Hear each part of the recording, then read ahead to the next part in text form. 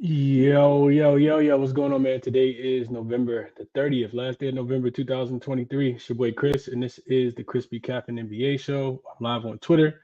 I'm also live on YouTube as well. Not really 100% sure what's going on with Twitter right now. I don't see anybody in the queue, so I don't know if I'm having some technical difficulties over there or not. But I did try to restart over on Twitter, but it didn't work. So hopefully it'll kind of correct itself. Maybe I'll give it one more try. Maybe I'll close the app real quick and see if I can open up a new one real quick, and we can get things started because I know at least one person wanted to join me on Twitter today. So let me see if I can create this one more time real quick. See if I can create the Twitter space real quick so we can go ahead and get started with the show. If not, we'll do the whole thing from YouTube today, and that's totally fine as well.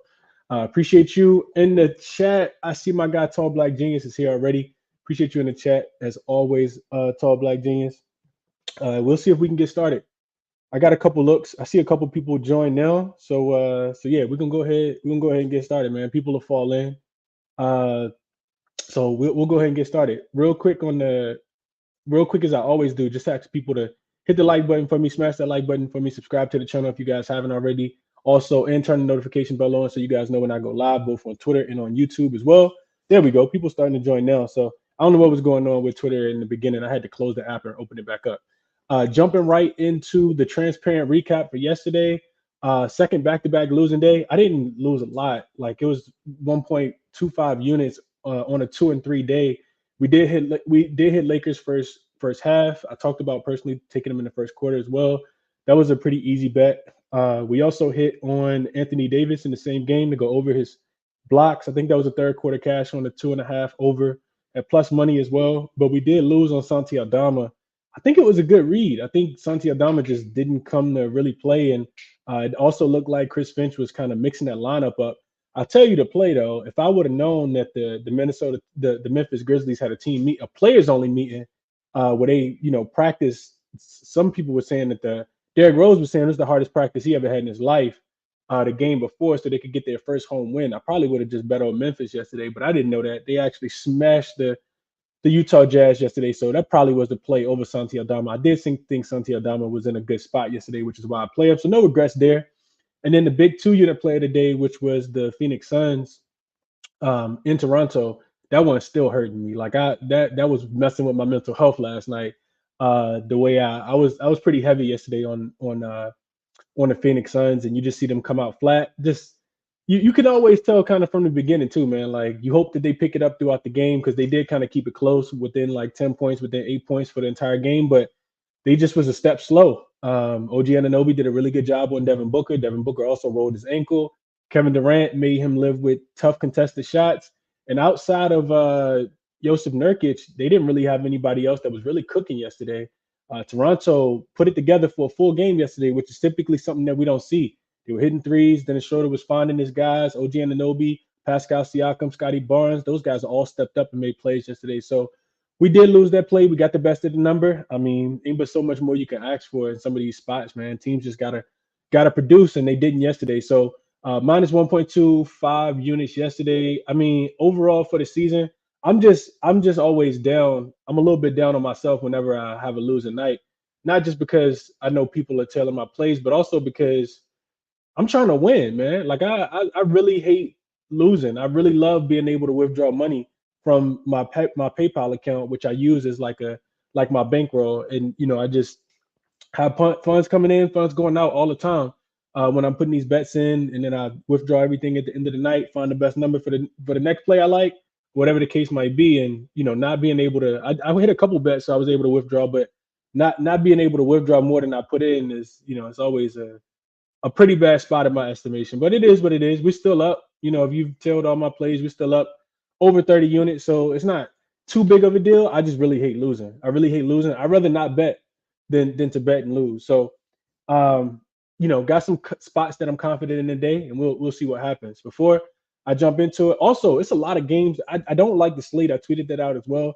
It's not the greatest slate for me. I know it's a lot of great, like maybe player prop spots, but I don't really like the numbers for these teams. It's also a lot of injury news implications as well, some manipulation. We saw Joel Embiid get ruled out right before the game yesterday. He wasn't even on the injury report.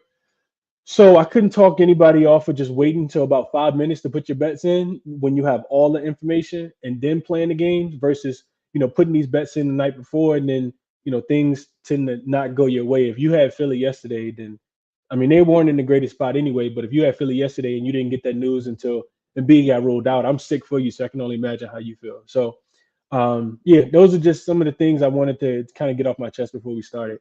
As always, I do want to shout out Eyes Jam, 25% off. Use code CBC so you guys can utilize that sportsbook screen page that I'm always talking about.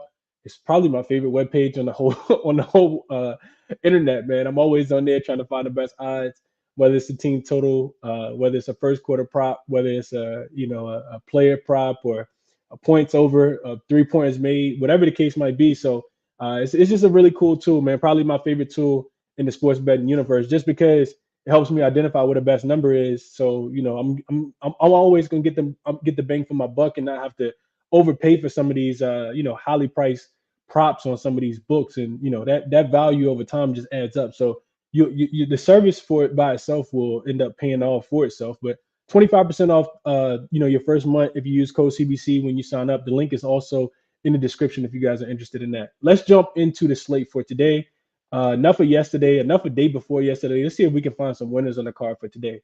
So first game up, and I did have the injury report information up. I just want to make sure I'm not missing anything, especially with it being so many games today. It feels like teams could potentially just be a little little stingy with the injury information. So let's jump into it. First game up, and some of these games I'm gonna be really really quick on because I don't have a lot. First game up though, we're going to Cleveland. The Portland Trail Blazers will be in Cleveland today. I'm looking at the injury report right now. It looks like everybody is in on both sides. Anthony Simons, of course, is still out, but for Portland, but that's the only big thing there. Cleveland is coming off a pretty big win against the Atlanta Hawks. They were 4-point favorites. I talked about liking Cleveland in that spot, and they showed out in that spot. They smashed the Atlanta Hawks. Portland, looking at this Portland team, though, I think we can start to make some money with Portland. I like Portland tonight. Have I bet them yet? No, absolutely not. Because the line's actually moving against me, because I was thinking last night when I saw this, I said, man, you still can get double digits with Portland with how good they've been playing over the last few games. So Portland, last 3 games, they've been the third best defensive rated team. We know Cleveland plays well against teams that don't play a lot of defense. You go through and just look at Cleveland, who they struggle with. They struggle with the Knicks. Who Cleveland struggle with? They struggle with Denver when they got to go and play Denver. So I think I think the markets just haven't caught up yet to Portland. I mean, I'm not asking them to win the game. I'm not even asking them to cover a 5-point spread. I think they can keep the game within 12 if you've been the third best defensive rated team over the last 3 games. They had the big win in Indiana. They were able to slow down that offense. They also had a game that they should have won on last Sunday against the Milwaukee Bucks. So offensive team, defensive team, a little bit of both is who they played recently. Since they got Malcolm Brogdon back, they got Scoot Henderson back. I'm probably gonna end up taking the 12 with the Portland Trailblazers. I just feel like it's too many points. Cleveland probably will want to win this game, but I don't know if they necessarily want to win this game by margin. Like, to win by 12 is a lot in the NBA. If you're not playing like the New York Knicks or something, right? So another thing I had in my notes was I wrote down that I don't think Portland will get blown out here. Of the Cavs' 10 wins so far this season, only 3 of them have actually been by 12 points or more, and 9 of them have come by single digits. So I just think that defensively, I think they'll be able to score. Also, you look at Portland, you look at Cleveland. How do you attack them? Typically through guards. So we've been cashing on Malcolm Brogdon over his points, rebounds, and assists. I think that's in play for today.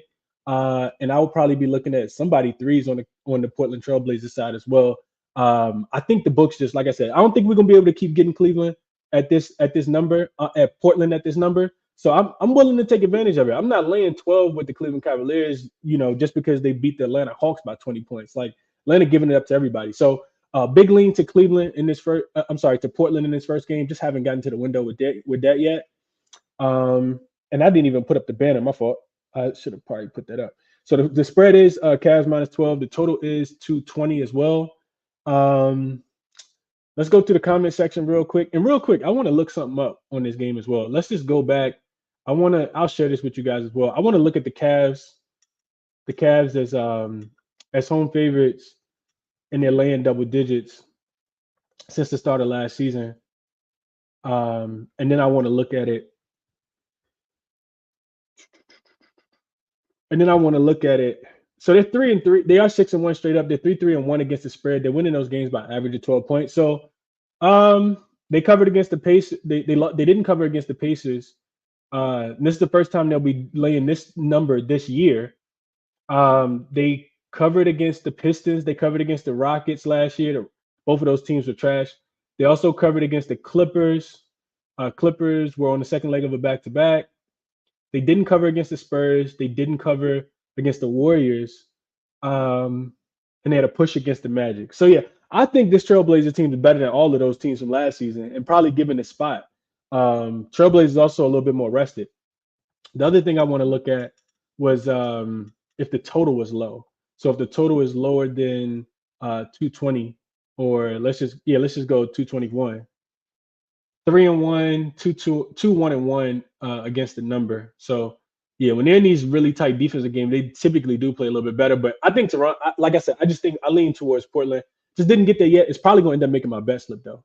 So just so you guys know, shout out to my guy, Tall Black Genius in the chat. What's up, Nick? Keelan, appreciate you being here as well, man. Everybody that shows up on a daily basis to support the show, hit the like button for me. I'm always going to be supportive. I'm always going to be grateful for you guys, and I appreciate you guys for supporting me. A lot of gratitude gets sent to you guys for that, as always. S. Dot, what's going on, my brother? Can't wait to talk about the Heat with you. Interested to hear your thoughts. Hude, what's going on, my brother? JT, appreciate you being here as well. He said Suns game killed him. Hey, the Suns game. You know what? I'm not gonna go off on a rant. I promise I won't. But that Suns game really hurt me last night. It really hurt me. Like I felt like I lost a pet.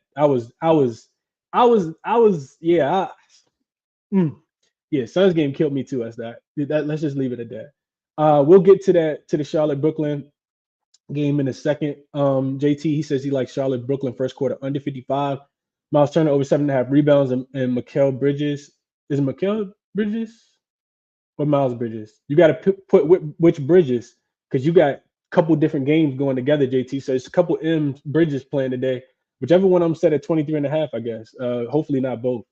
Esdot says, Chris, don't sweat it. You will win tonight. We know your takes vetted. Appreciate that, Esdot. Hopefully we can cash, man. We about to get to a game where I got some action in a second. Daniel says, yo. I only have one play, and it's a live Nets first half team total over.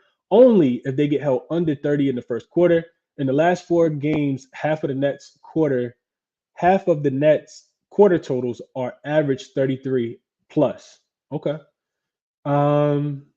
Easy Money says, smart man, Chris, you being aware of that bankroll. Yeah, always, man. Even if I love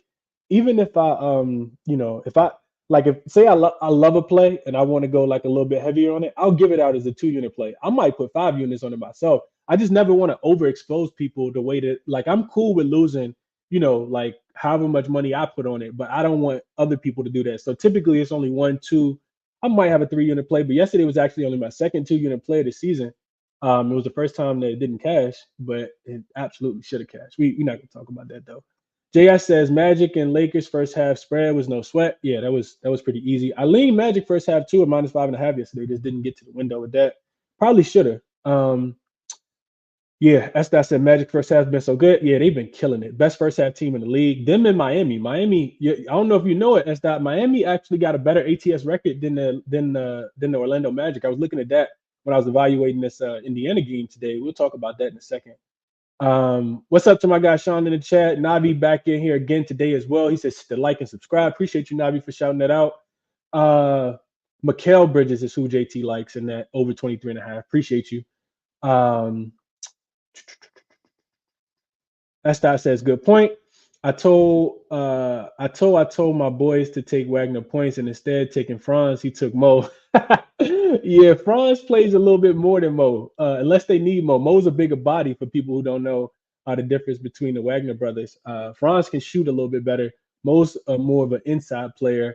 Franz can handle the ball a little bit better as well. One of them plays the 3, one of them plays the 4. So Yeah, absolutely.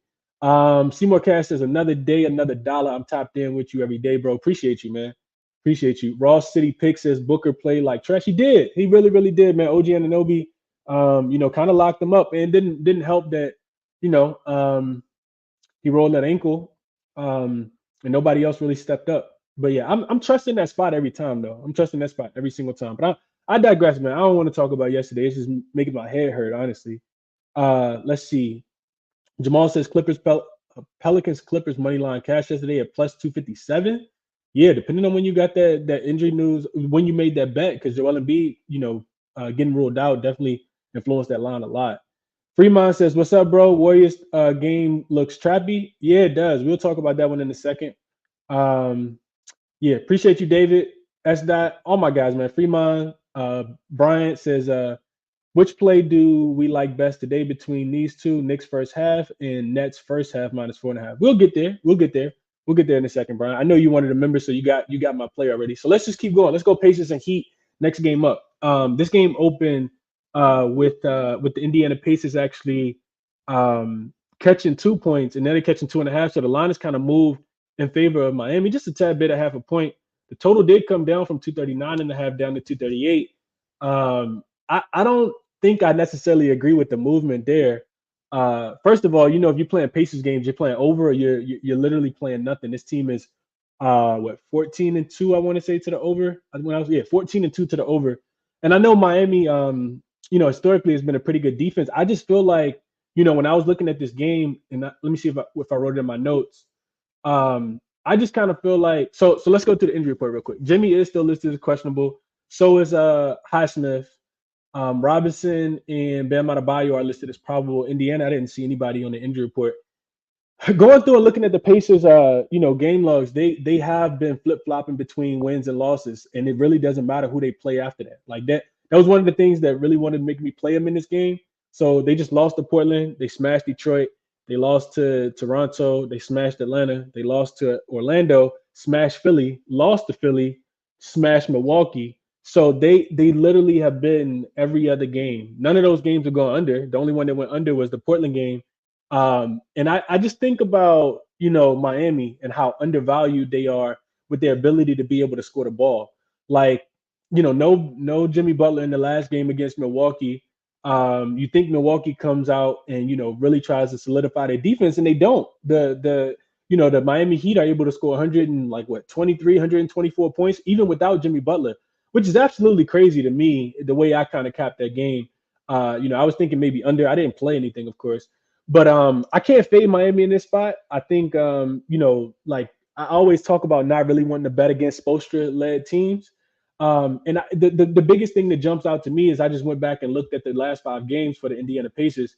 They're the worst defensive rated team in the NBA. Like they are. They're pretty bad, man. The Pacers are on the season. The Pacers actually rank third worst defense in the league. But if you just go back and look at the last 5 games specifically, the worst, 124.5. So even the Portland Trailblazers that can't typically score the ball just went out there and, got as many points as they wanted. And if you're telling me that you don't, that Eric Spoelstra, is going to be able to figure it out, if other coaches can figure out how to score against this Pacers team, I think, the Miami Heat too. So I say all that to say I do lean over just because the Pacers defense has been so bad. But they are the best offensive rated team. So I think I like the total a little bit more and just kind of stay off the side. I don't agree with the movement going down. I think looking at last 5 game stats, Miami is playing, I want to say a tad bit fast. Well, Miami actually not playing faster. They're scoring.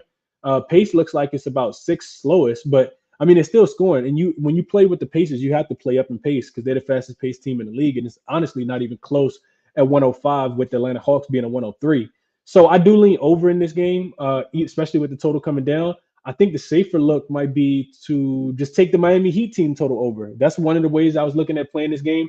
I think their total was 117.5. I'll pull that number up real quick. I thought I wrote it down, but I don't see it in my notes. And I'm just kind of talking out loud right now, but that to me, that I think that's probably the strongest look in this game in my estimation, which would be the team total over for the Indiana Pacers. Let me see what the best number you can get right now. Team total. Not for the Indiana Pacers. I'm sorry, for the Miami Heat. Because if they're gonna keep the game close, they're gonna have to 116.5 right now. Yeah, I'm sorry. No, that's the Knicks game. I'm sorry. Um, Miami 119.5 and Indiana 117.5.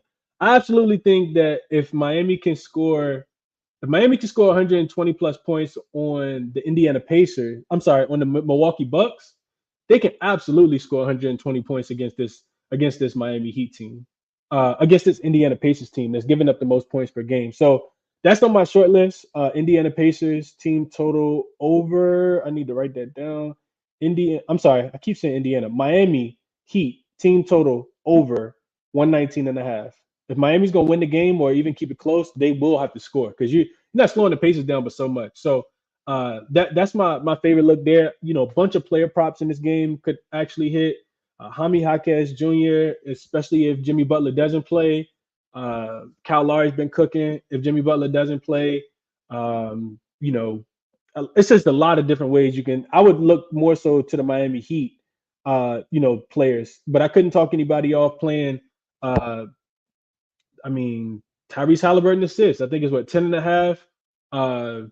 Little juice, but yeah, couldn't talk anybody off of that.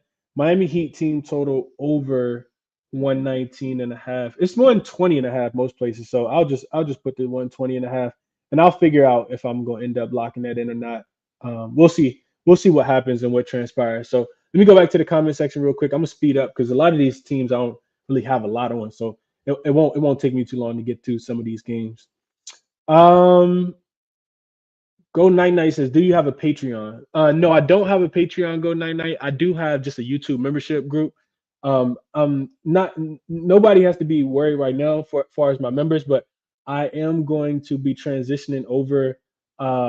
Eventually, I got to figure out the process. I just don't have a lot of time, but I am going to be transitioning over to um, what's it called? To Substack.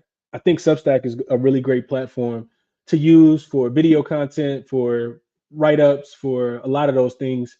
And I'll still put my plays in the YouTube membership until I shut it down. It won't be anytime soon. But no, I don't have a Patreon. Substack will be coming soon. The link is in my page if you want to go subscribe right now. I haven't really been writing articles over there, but yeah, that's a whole nother conversation. Shoot me a DM, go 99. I can explain a little bit more. Estai says Heat on a 3-game losing streak. Miami in a much better is a much better squad than the Pacers. Nobody on the Pacers can stop Bam. Bam over points plus rebounds. He likes Jaime Jaquez Jr. over his points plus rebounds, and Kyle Lowry over his points and assists. And I couldn't talk you off of either one of those. That's that. I think the player props might be a little bit safer just because Indiana has been bouncing back off a loss, but I'm not fading the Miami Heat off 3 straight losses, especially in a home game, and they've been at home for a while, probably trying to get that bad taste out of their mouth. So I agree with you there, as that. I lean towards all your player props to be able to go over too. I just didn't take the time to really dig into those player props at all for this game specifically. Jeremy Sohan is listed as available to play. Doug McDermott is doubtful. And it looks like that's the latest injury news. All right, let's keep going. Brian says the Pacers third worst points given up to power forwards at 27.5. Okay. And Estai says, and yes, Miami is one of the best offenses low key. Harden has has more defense than the whole Pacers team. Hey, that's saying a lot if Harden got more defense. Navi says Bam might have a big game tonight. I agree, man. Bam numbers are a tad bit inflated. If you like Bam, you might want to wait until Jimmy Butler gets ruled in because his numbers should come down. I know I talked about Bam going off in the last game because he matches up really well against Milwaukee. He crushed his PRA line, and I had a heavy lean towards it. Didn't play it, but he absolutely crushed it. So in this matchup, yeah, I don't see Miles Turner being able to guard him either. Tariq says, "What's up, Chris? Just hopped on. What did I miss?" So the only thing you missed so far, Tariq, is I lean towards the Portland Trailblazers to be able to cover the 12. It's actually a 12.5 out there on Caesars as well. Because if I play it, I'm definitely getting a half a point. I don't think they're going to lose their game by that many points, and that's really the only game that you missed so far. And then I just talked about Pacers and the Heat. My favorite look in this game would be the Miami Heat team total over 120.5. That's the way I think it goes. That's not coming back. He says, Chris, 2 things. Miami is 18-7 straight up in their last 25 games when playing at home against Indiana. Okay. This Indiana team a little bit different though. That's that like they're a little different, but I understand what you're saying. Sometimes those historical trends, weigh a little bit more. Ayo AOD, appreciate you for tapping in as always, my brother. And he said this has me concerned on the SDOT says this has me concerned on the Miami over. The total has gone under in 7 of Miami's last 10 games at home. Yeah, I think this one going over though, SDOT. This is a little bit different. I could be wrong. We'll see. I don't have a strong feel on it. That's why I'm not playing it, but we'll see. We shall see. What's up to my guy Justin in the chat? Appreciate you being here. He says Pacers +2 is on his card for today. Okay. All right, let's keep going. Next game up, we got the Pistons and the Knicks. This line actually opened last night when I was handicapping this game. During the other games, I saw 12.5 on Sports Illustrated last night. I think it was like -115. And I almost took it, and I was like, I don't think people gonna really push this spread. Like, most people don't want to lay 12.5. I absolutely wanted to lay 12.5 with the Knicks last night. I didn't. I woke up this morning, I saw 13.5, and throughout the day, it's all the way up to 14.5. If anybody's been following me for more than 6 months, you guys know that I'm not keen on laying big numbers. Like 15 feels like a lot of points. In this spot, I'll probably lay 17, honestly. Now, do I have Knicks in my pocket? I don't. So don't go betting it, saying, "Oh, Chris told me to do that." But the point is just that, yeah, I mean, Detroit is god awful. They're one of the worst teams in the NBA, probably the worst. One of the worst teams in the NBA. So in my notes, I wrote down Knicks have covered 8 of their last games versus the Pistons. They literally own this team. And I got a trend I wanted to share as well. And then I'll tell you guys what I actually played. I'm gonna have 2 plays in this game. So the first one, let me screen share real quick. So if you're watching on YouTube, you guys will be able to see this. I'll pull this up real quick. This is what I found when I was doing my research last night. So this says, and I'll just read it out for people who can't see it. So this says, if you're a 12-point or more road dog, coming off a home game, playing on the second leg of a back-to-back since 2020 with a total that's lower than 220 points. I don't know if you guys can see all those L's in a row right there, but it's a lot of them. These teams don't win. They typically don't cover. This trend is those teams are 34 and 59. So that means the home favorite on the opposite side is 59 and 34 and 3, which is about what is that? 63% says that they smashed in this spot. They win the game by about 17 points on average in this spot. We know that the Pistons got mollywopped yesterday. I don't see like that not happening again. And this is actually, I know it's the biggest spread on the board, but it's probably my favorite game. We just lost on the Knicks to go over their team total in the first half against the Charlotte Hornets.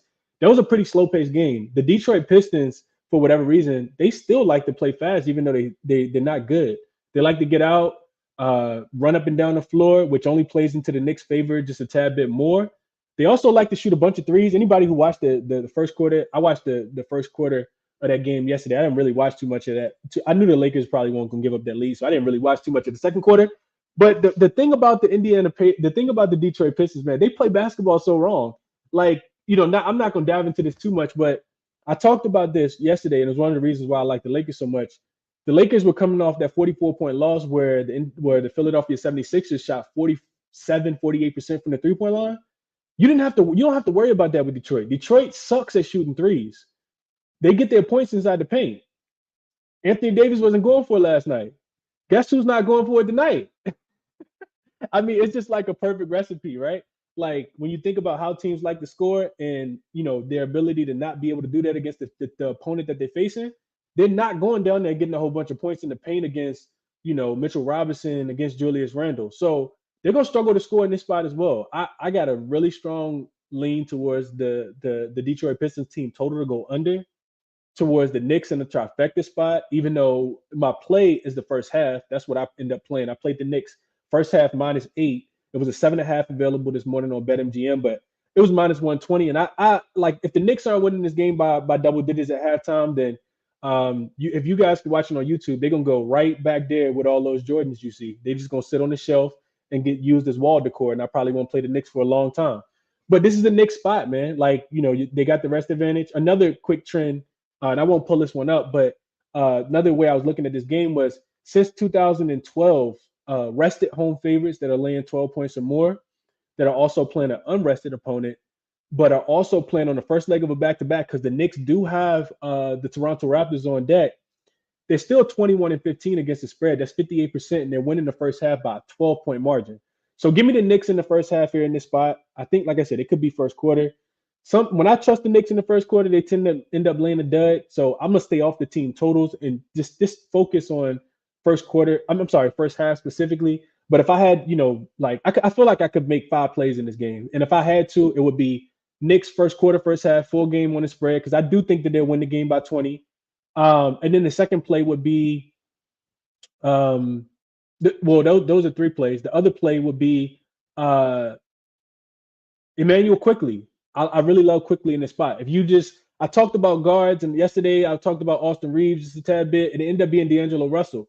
For me, if the Knicks are going to blow this team out the water, which I think that they will, probably try to get the game over with early, then I think a lot of that's going to be done by Quickly, who will be in the second unit. Jalen Brunson will, chill, get ready for the game tomorrow against the Toronto Raptors. So I really like Quickly a lot. Haven't gotten to the window, but I'm going to end up playing his points just so you guys know. Like, that will be an official play. I just haven't played it yet.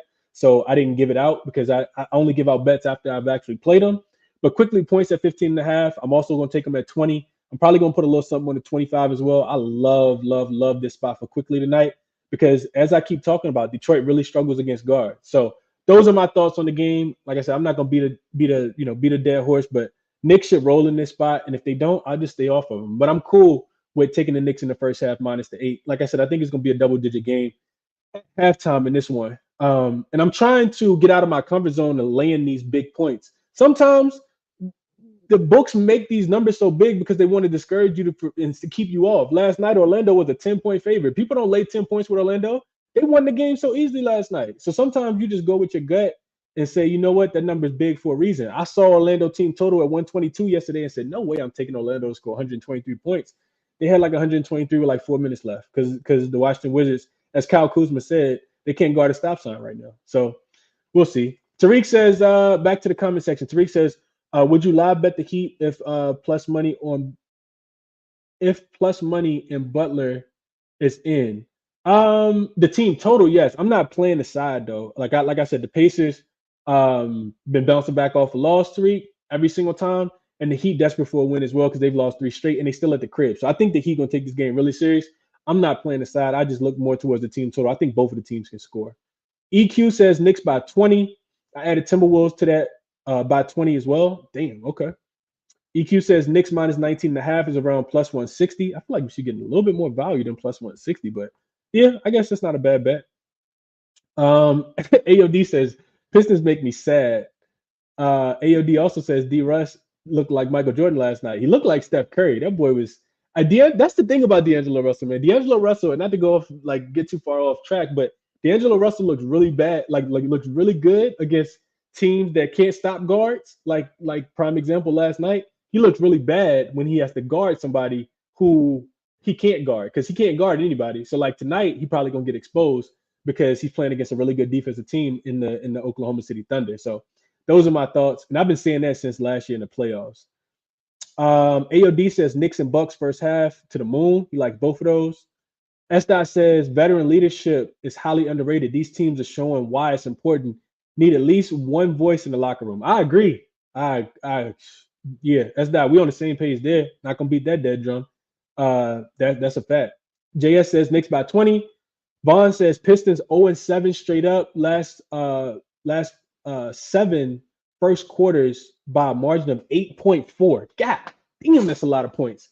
Yeah, I might get there and add a little something. I know the line is like outrageous. I typically don't bet first quarters over like a one possession, but I could see them absolutely smashing in this spot. It's the same thing. Like, we got to remember the Knicks just beat the Charlotte Hornets. The Charlotte Hornets, I would argue, even without LaMelo, probably better than Detroit right now. So yeah, I agree there. Javi says Randall averaged 39, 11, and 5 in those 2 games against the Pistons. Yeah, he has a really good matchup, similar to what AD did last night in about 3 quarters. The problem with betting player props in this game, especially for the starters, in my estimation, is that you probably want to save a little bit because you got the Toronto Raptors tomorrow. So we'll see how it goes. EQ says quickly at 20 plus is plus 175. I'll be there for sure, EQ. I will be on quickly tonight. Like I said, just haven't put the bet in yet. Rob says he took Randall threes yesterday. Was his birthday? Okay. Vaughn also says the Pistons are 2-11 straight up, last 13, first half by a margin of 8.3, allowing an average of 60 points per game. Yeah, they're bad, man. They're really, really bad. Master Barber says he likes I gotta figure out who is Master Barber. I know somebody named Master Barber. Master Barber likes the Hawks and the Spurs under 248.5. We'll see. Tariq says Knicks and Nets, Cowboys parlay. What's the odds on that? And I don't the Nets, yeah, the Nets definitely should win today. We're gonna talk about that game in a second. Uh, Go Young DJ says Brunson under spot. He took last game off too, had 10 points. Against the Pistons, I can't tell you to take anybody under. I know they're on the first leg of a back-to-back. I just don't feel comfortable giving out an under in this spot. Um, Jostin, I think is how you pronounce that, says Bucks speed first quarter. I think he means Bucks spread first quarter. Magic spread first half. Oklahoma wins first quarter. Okay. And Robo says Nick Claxton, 3 blocks at plus 110 on FanDuel, covered this in the last 4 straight against the Charlotte Hornets. I appreciate you dropping that nugget, Robo.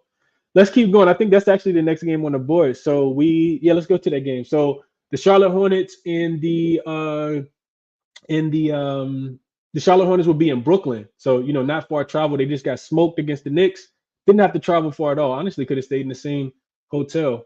Now they're 8.5 point dogs. And, when I was looking at this game, I was thinking to myself, like, let me go back and see how good, the Nets have been playing. The Nets have been playing some surprisingly good basketball. This is the best ATS team in the league right now. They're 13-3-1, 8-1-1 at the crib as well against the spread.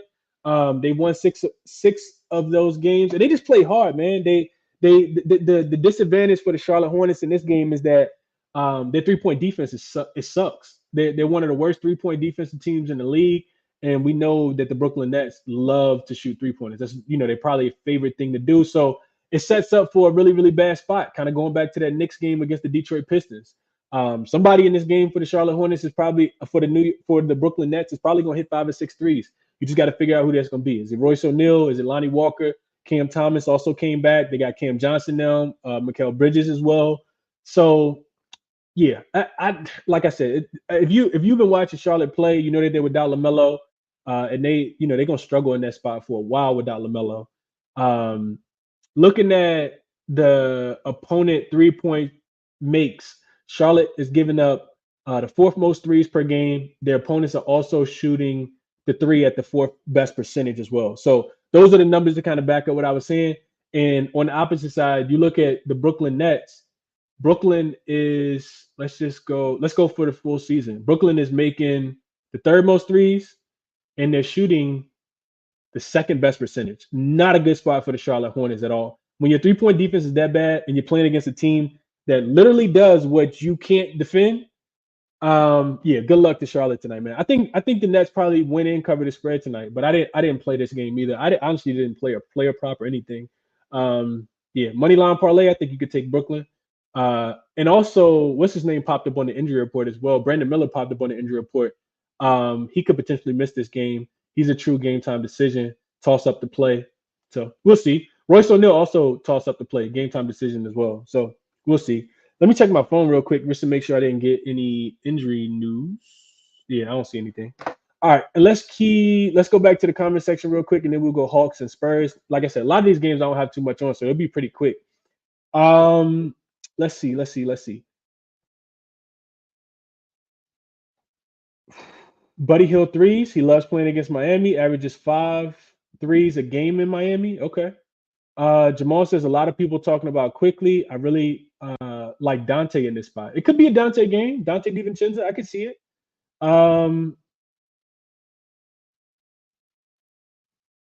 Nicotia, I think is how you pronounce that. I hope I didn't butcher that too much.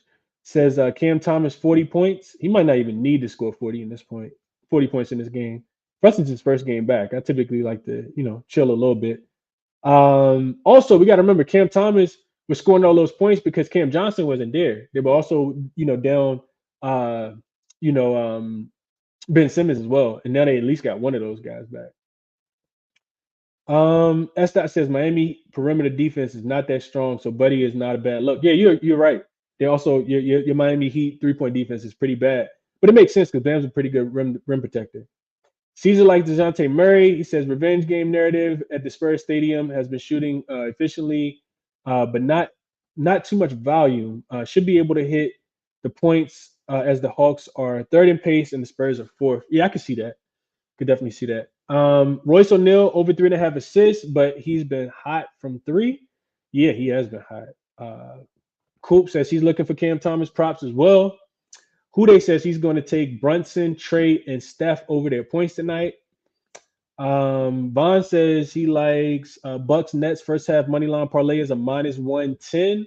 Fade the Bulls and the Hornets. Bulls have lost 9 of their last 10 first halves by 8 or more. I know I know that's a fact. They've been getting smoked in the first half. Hornets have lost 5 straight, and they're 1-9 last 10 by average margin of 8.4. Yeah, the Hornets offense tends to pick up in the second half for whatever reason. So could definitely see that. Tariq says watch Randall will pop up on the injury report like Embiid. I hope not, man. One thing about Thibodeau, man, is he don't really let his guys rest too much. He like, they out there, they warriors. That's one thing you gotta love about back in the Knicks is that they're gonna be out there. It's rare that you're gonna see any of those guys miss a game unless something really, really going on. Even with RJ Barrett, it was reported as migraines by Underdog, but if you go in and look at what the beat writers were saying, they were saying that it was more than migraines. He was having like stomach pain. A lot of different stuff was going on with him. He was sick, is what they were saying. So migraines and sick don't tend to go that well. Vaughn says Butler on track to play. Hornet Daniel giving us some numbers for the Hornets. He said they're 0-8 straight up, 1-7 against the spread, with the total under 230, but 5-3 to the over with opponents flying over their team total. The Nets have hit or pushed their team total in 6 of their last 7. So Nets team total over in this spot sounds like it might be a good look as well. That might be something that I add to the card. I just worry a little bit, man, about pace, right? The Brooklyn Nets haven't been playing extremely fast. I went in and looked at that. I think they're bottom 10 in pace, and that was one of the reasons that the Nets team total didn't cash the other day because they covered the spread. They just didn't need to score as many points. So we'll see. Too many points here. I'm on the Blazers +7, +12. Yeah, 77 figures. I'm probably gonna get there with you. I didn't play it yet, but that's one of my strongest fills of the day.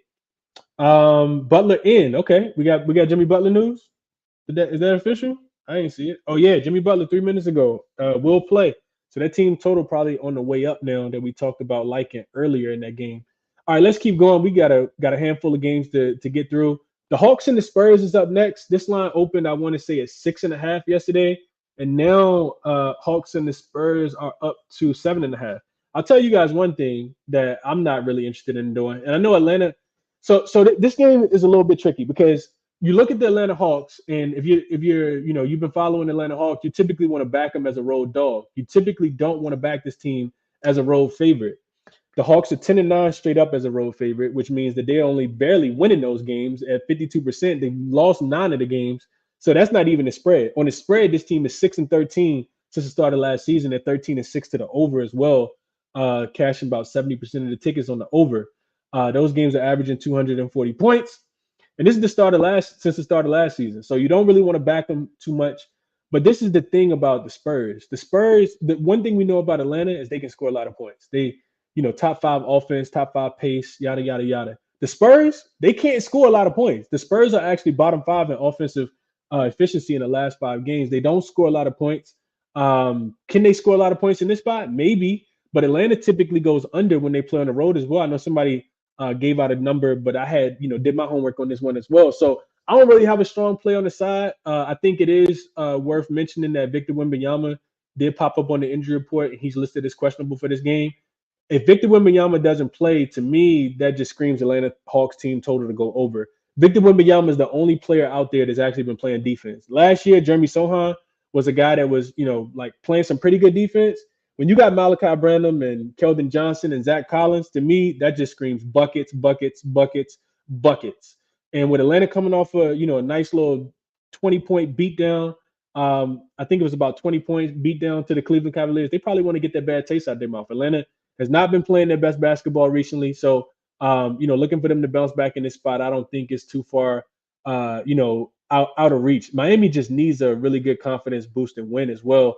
this team is just 2-8 against the spread in their last 10, and they've only won 4 out of their last 6 games as well. So I say all that to say I low key think Atlanta could win this game. I will say San Antonio is a little bit better early in games, and then they typically fade. So I do lean towards Atlanta to be able to win this game by 10 points. And I know that that's crazy because I gave you guys the numbers that said that they're 6-13 as road favorites, but I can't trust San Antonio to be able to score. They just literally don't put up a lot of points, and that to me that's a little bit more concerning. They did score 120 against Denver, but 112 against the Golden State Warriors, only 102 against the Clippers, 98 against the Clippers, 108 against Memphis. 87 in there against OKC. So yeah, I'm not playing the game. Bunch of player props to cash in this one, but not anything that I'm official on. Not gonna waste your time there. Let's go back to the chat. Beach, get off me like Isaiah Joe over 1.5 threes. I can't believe that number is 1.5. It's probably super juice. Isaiah Joe been cashing. Lakers don't guard the 3-point line well, so I could definitely. Well, the Lakers actually do guard the 3-point line pretty well. I want to say. I had to look into that. I want to say the Lakers are top 5 in 3-point defense. Maybe not. I'll go check it out. ASAP says great matchup for Wemby if Bey is guarding him too much size. I hope they don't put Sadiq Bey on Victor Wembanyama. Man, you talk about a mismatch. It's like a whole foot in size differential. Yeah, you can't do that. Tariq says we know the Pacers are an over team. How are we liking the over at 239? Yeah, I would play it. I'm only playing. I said 14-2 to the over. I'm only playing Pacers games to go over. Only playing them to go over. The Heat can give up points as well. They can give up points, and they've been scoring. So yeah, I like that. Coop says he's targeting DeJounte Murray here. His threes. He's taken at least 6 3-point attempts in his last 7 games, which is covered. He's covered the 1.5, 6 out of the last 10 games. So that's 60%. 3 threes at plus 170, 4 threes at plus 470 on FanDuel. That's a pretty good look, Coop. We talk about the San Antonio defense, they're bottom 5 in pretty much all statistical categories when we're talking about 3-pointers. So I like it. Vaughn says Hawks third quarter team total over 31. Spurs have allowed 31 or more, 14 of 17 games this season. The 3 games were versus the Clippers on a back-to-back and the Warriors 2 games ago. So that's a pretty interesting stat, Vaughn. That you did some digging for that one. I appreciate you for sharing that. Robo says Atlanta and San Antonio feels like it has shootout potential. It does, but Atlanta goes under on the road, so we'll see. Tariq says Wemby will sit either this game or tomorrow against the Pelicans. I agree there. Appreciate you, Big N, for being a member. I know you said thanks, Chris, but I appreciate you being here, especially for being a member and contributing, bringing the positive vibes because we always need those. Hobby Noble says should sit versus the Pelicans, talking about Wemby. All right, cool. David says Pacers game. I'm playing on the over. Buddy over his points, Bam over his points, Miles over 1.5 blocks. I don't care what the odds are. I need that. Okay. And Coop says if Pop starts Trey, their offense would be better. I absolutely agree with that. Jeremy Sohan is not a point guard, and Trey was actually balling for them last year. Trey, yeah, we're not gonna get started. Pop's I think the greatest coach in NBA history, in my opinion, but I don't necessarily agree with this move. He's smarter than me though. He had practice with himself. Is what it is. Vaughn says also for the Knicks first quarter, if you don't like -5, the Pistons have allowed 30 or more in 6 of the last 7. Knicks team total is 29.5. Yep. I could not talk you off of taking that team total over. Let's keep going. We got to get ready to get up out of here, at least for my part. Bucks and the Bulls. This one is pretty simple. It's Bucks and nothing. Bulls do list Zach LaVine and DeRozan as a game time decision right now. Bucks coming off a really, hard fought win against the Miami Heat. Bulls just got smoked against the Boston Celtics the other day. They lost that game by like 30. No reason for me to look towards them at all. Historically, the Bulls have played the Bucks pretty well, but yeah, I can't look towards either one of these teams. I think I'm for real, I'm not even gonna talk about this game. If y'all got looks, just drop them in the chat. We're gonna keep going. I don't like that game at all. But it'd be Bucks or nothing. I just don't. Their defense hasn't been that great. Could be a letdown spot. But then, am I taking points with the Bulls? Nah, I'm not doing that either. So that's why I'm just gonna skip the game. Bobby Portis revenge game. I will say that though. Bobby Portis revenge game. We know he does not like the Bulls and typically catches his player prop every single time, whether it's the double double, whether it's points plus rebounds or rebounds over, whatever the case might be. And if they blow them out, he will get the garbage time minutes as well, being with that second unit. So could not talk anybody off there. Next game up we have is the Utah Jazz and the Minnesota Timberwolves. So Utah got smoked last night. They lost that game by like 15-20. This line is extremely high, especially given that Anthony Edwards is listed as doubtful, and he probably doesn't play. Like you don't really need him to play in this spot. This line opened at 9.5. It touched 11. Now it's coming back down to 10.5, which is what you guys see 11 on the screen, but it's actually down to 10.5. The total did come down as well from 224 to 220.5, some 221s out there. I agree with the line movement going under, but the total coming down. I don't know if I want to lay 10 points, but I could see, Utah getting smoked yet again. The problem is that Utah typically plays pretty well in Minnesota. Like I was looking at that. I'm trying to look a little more into because I lost money with the Pelicans playing in Utah. So just kind of seeing how teams play in certain spots. Shout out to S. Dot. I know he talked about the Clippers playing well in Sacramento yesterday. I think the number was like 17-3 straight up.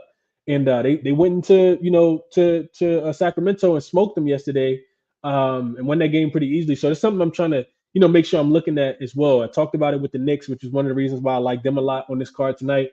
So looking at this Jazz and Timberwolves game, the Jazz are not good, man. Jordan Clarkson also listed. They're not good on the road, and that's what I told you guys the other day. Jordan Clarkson also listed as questionable in this game. So is Kelly Olynyk. The Timberwolves they'll be pretty healthy outside of Jaden McDaniels and Anthony Edwards not playing. They still got Nickeil Alexander-Walker. They still got Mike Conley, Kyle Anderson.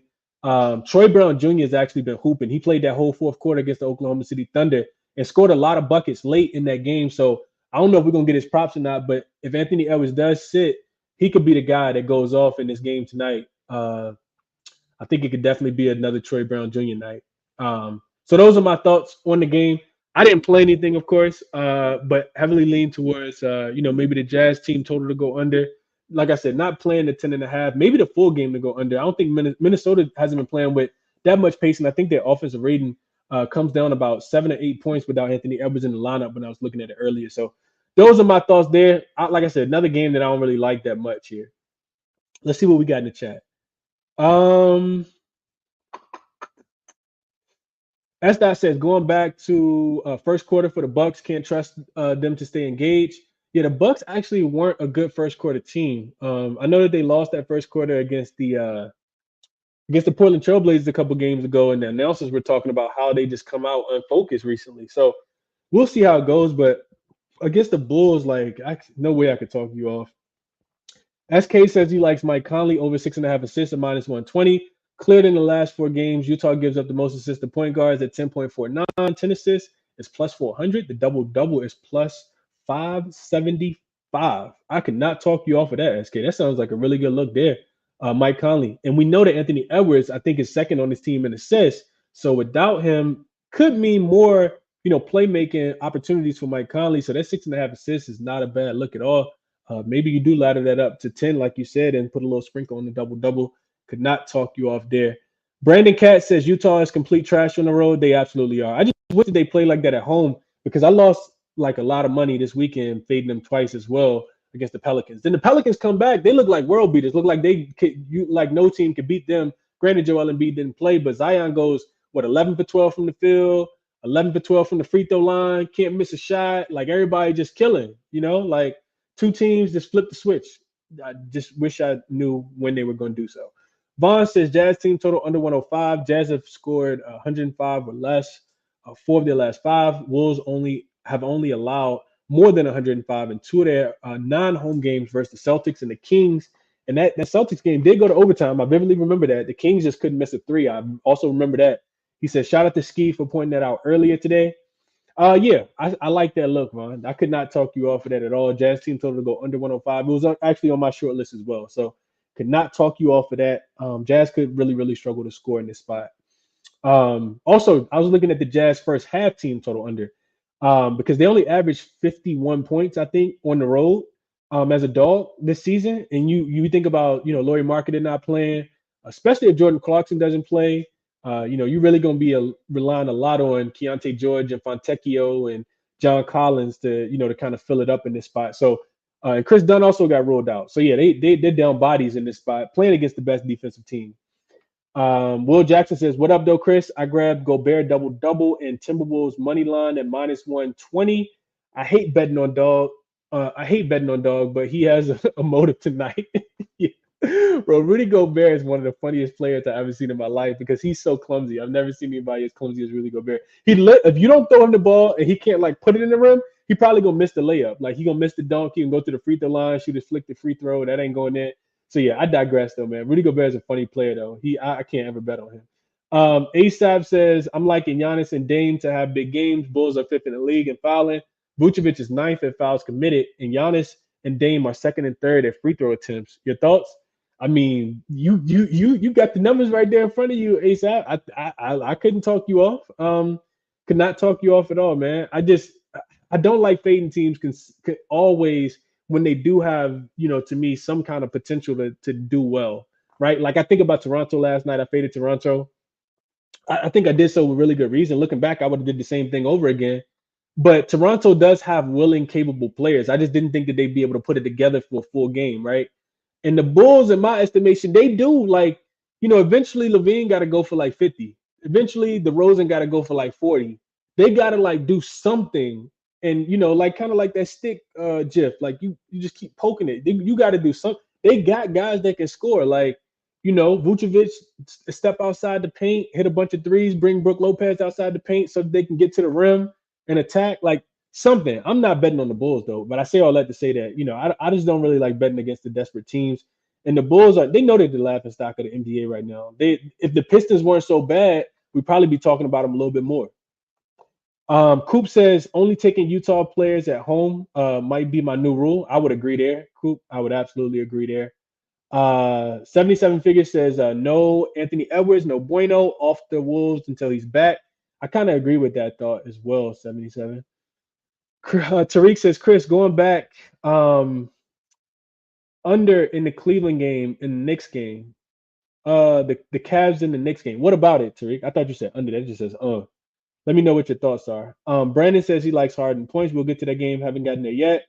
Another Tariq, what is that? Barrington says the fact that Zach Collins gets to shoot 6 threes a game and Sohan starts makes me think they're tanking in silence. That's a fact. I don't know if they're waiting for Victor Wembanyama twin or his little brother or what, but yeah, they don't look like they're trying to win games right now. I just wish that they didn't take my money against Phoenix, man. That's how I remember all my losses. Every loss I have, when they beat Phoenix with Devin Booker and Chris Paul in, I thought that I was like, Phoenix, oh man, the Suns about to be nice. Nah, I don't think they won a game since. It's just bad luck for me. Bonds letting us know that Brandon Miller did get ruled out. Yeah, that offense literally is. I hope their total's coming down because I don't think it's gonna be really hard for them to score in that game. Down to 224 right now. I think maybe just a Charlotte team total under because Brooklyn can get hot from 3 and they probably could go over their team total. David says Gobert has hands of a 90-year-old. I would say a 9-year-old more though, David. He just seems very undeveloped. Like, yeah, he need to go to Hakeem summer school. Yeah, he need to get down there on the block. Thug and D says that's how I feel about Poole. Sometimes I just can't bet on them more. I agree there. Yeah, I mean y'all lighting the chats up, man. Shout out to my guy Vaughn. I see him in the chat. Burn says LeBron must be playing. That OKC line is going down. OKC.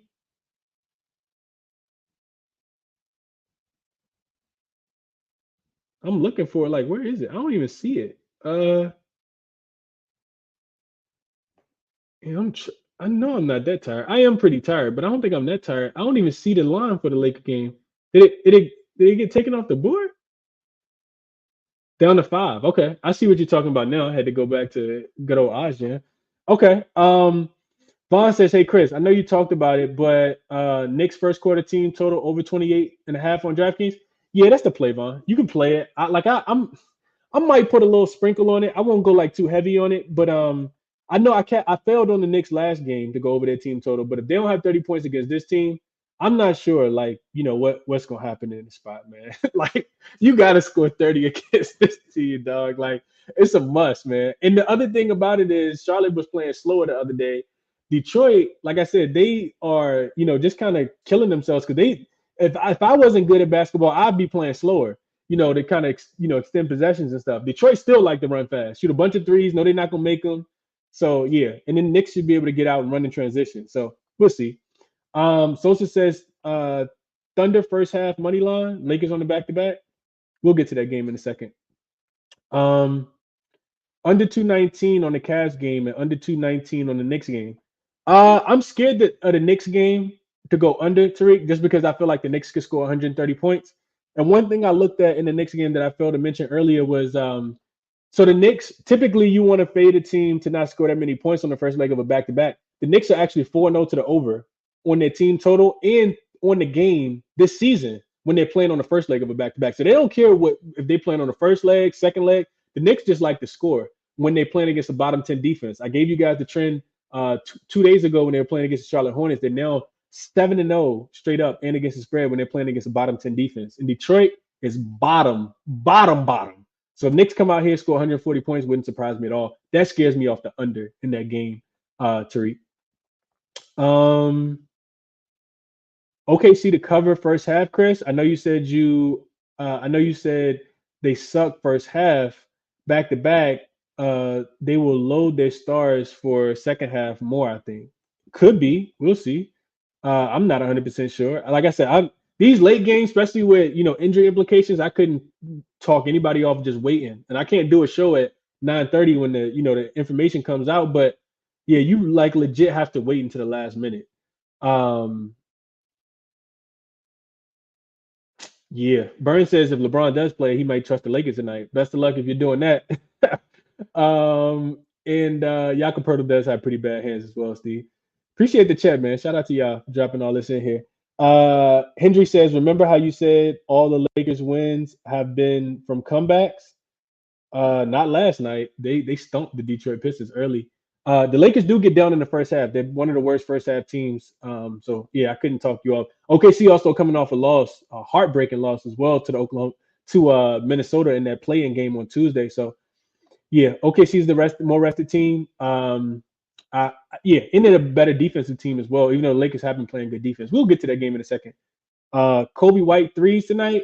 He's playing against Milwaukee, right? So yeah, I mean, he could absolutely go crazy. That's probably a sneaky look, Jamal. One of the player props that I probably would play in that game for anything on the Chicago side. I could see it being him, maybe even potential Zach LaVine as well. All right, so let's go to that game. And then I've been talking for so long already. Hit the like button for me if you guys can as well. Let's go to that game. So Lakers and Thunder. I got 6 on the screen. This line is down to 5 now. Did anybody see any news? Because I don't see anything about. All I see is Brandon Miller. So maybe people know something that we haven't gotten access to yet. But I'm checking my phone, my iPad. I don't see nothing anywhere on this game. But the line is coming down to 5. It actually touched 7 yesterday. The total came down in this one as well. It was up to 227.5. I'm sorry, it went up. It was up to 227.5. Now it's up to 233.5. I was doing some work on this game earlier, and I'll tell you guys one thing that I was looking at that I don't really like is I was looking at the Lakers on the second leg of a back-to-back since the start of last season. So Lakers, rest equals 0, and let's just say away dog. So they're 7-1 to the over. So there you go for the over. If you like the over in this spot, those games are going over by 18 points per game, and they're averaging 247 points total, with this total being 232.5. It actually happened against the Thunder last season on March 1st, 2023. That game was Lakers 123, Thunder 117. So the Lakers did win that game on the second leg of a back-to-back. This Thunder team has been playing a little bit better. They are coming off back-to-back losses, of course. They lost to the Philadelphia 76ers, and then they also lose to the Minnesota Timberwolves. Both of those teams are probably top 5 in my estimation in the NBA, no matter which conference you're talking about right now. Now you got a Lakers team that did blow out Detroit. They got to travel cross country, to play against the Oklahoma City Thunder team, and I think the Lakers probably gonna get up for this matchup. I'm not taking them on the spread though. Like I don't feel that confident, but I do think that they potentially get up for this game. Real quick, last season when the Lakers played the Thunder in OKC, they actually did win that game 123 to 117. That's the same game I told you about earlier. They also won in LA one time as well, 116 to 111. The game that LeBron actually broke the scoring streak last year was on February the 7th, and the Lakers lost that game by 130 to 133. So all these games seem to be pretty high scoring, even though the Lakers they did catch the Thunder on the second leg of a back-to-back in the most recent matchup. So yeah, I think looking at this game, if I'm playing anything, I'm probably playing Shea over his points just because the total's going up. I think that's pretty indicative of SGA being able to score more in this spot. The Lakers struggle against really elite guards, so D'Angelo Russell probably going to be on skates pretty much for the whole day. They put Cam Reddish on him; he's not going to be able to guard him. SGA just scored 35 points against the Minnesota Timberwolves, #1 rated defense. Now they get the Lakers on the second leg of a back-to-back. That don't have a lot of guards that can be able to guard anybody. Jared Vanderbilt, of course, isn't there. Gabe Vincent, of course, isn't there. So SGA points, I think, just kind of staying off the spread in this one probably would be the better of the looks. Couldn't talk anybody off, playing the Thunder early. My problem with playing the Thunder early is that the Lakers will probably fade throughout the game. So maybe they actually keep this one close early, and then you take the Thunder live if the Lakers have kept it close. But I don't have a strong play on that. Like, I think, sometimes what you did in the last game can kind of translate into the next game. So while the Lakers have been bad in the first quarter, they have been bad in the first half. They're playing against a Thunder team that's going to be motivated to beat them. It wouldn't surprise me if they were able to, kind of keep it close early, then run out of gas late. So those are my thoughts on the game. Didn't play LeBron, didn't play AD, none of that good stuff. But let me see what you guys are looking at, and then we're gonna go Clippers and Warriors, and then we'll get to the chat. So send me your request if you guys got anything you want to share. Robo says no props available for Kobe White yet. Yeah, I got to write Kobe White name down. I think that's a pretty sneaky look that I know a lot of people not going to be on. A lot of people probably don't even know who Kobe White is. So Kobe White, appreciate that. I might get to put a little chump change on Kobe White threes tonight. I mean, he got to shoot a bunch of them. So yeah.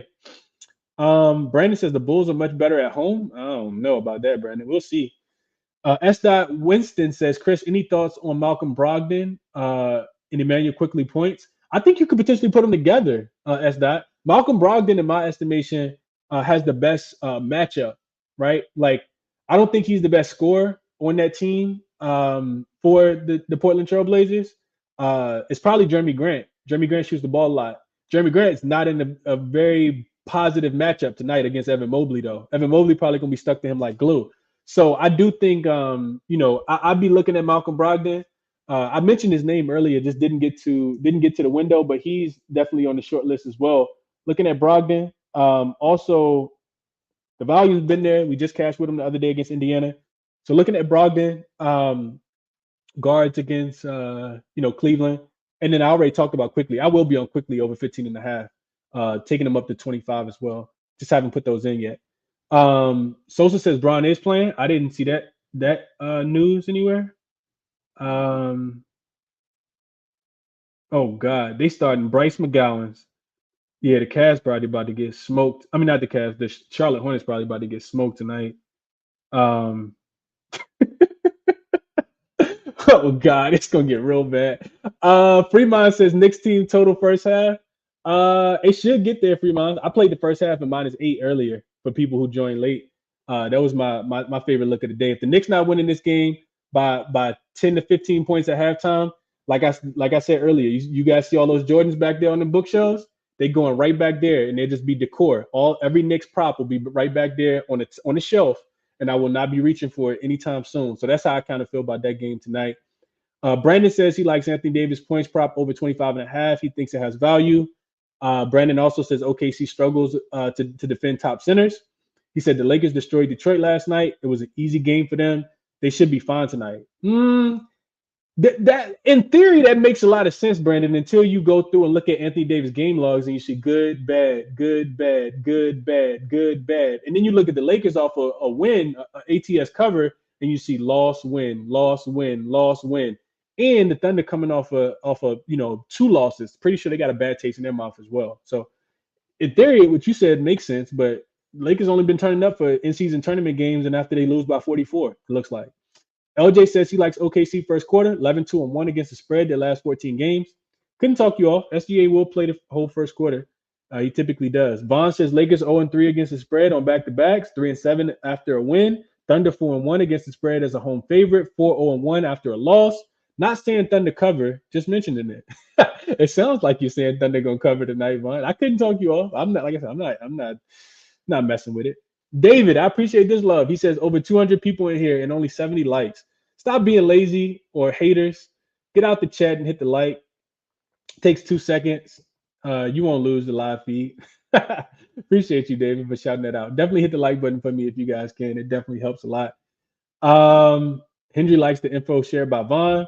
Solo says, I can't back or fade the Lakers. It's annoying. That's how I kind of feel. Like, if I don't got a strong look, I'm not going to play it. So I'm kind of staying off that game as well. Lakers going to shock the world eventually and cover 2 games in a row. I just don't know when it's going to be. Brandon says the best value in the Lakers game is Anthony Davis over his points at 25.5.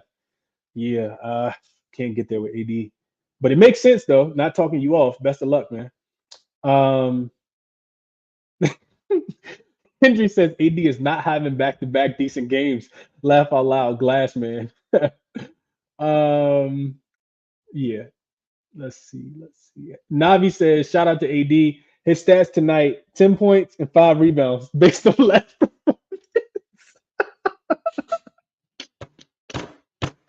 Bro, I love the Lakers, and I should not be laughing that hard at them, but that sounds about right, man. That's insane. 10 points and 5 rebounds for AD tonight, man. That's terrible, bro. I gotta get all right. Let me get out of the chat. Y'all got me weak, man. Anthony Edwards ruled out. I didn't see that either. Makes sense though. Zach LaVine just got ruled out. Now, Zach LaVine just got ruled out. Oh man, what are the Bulls doing, bro? Like, what?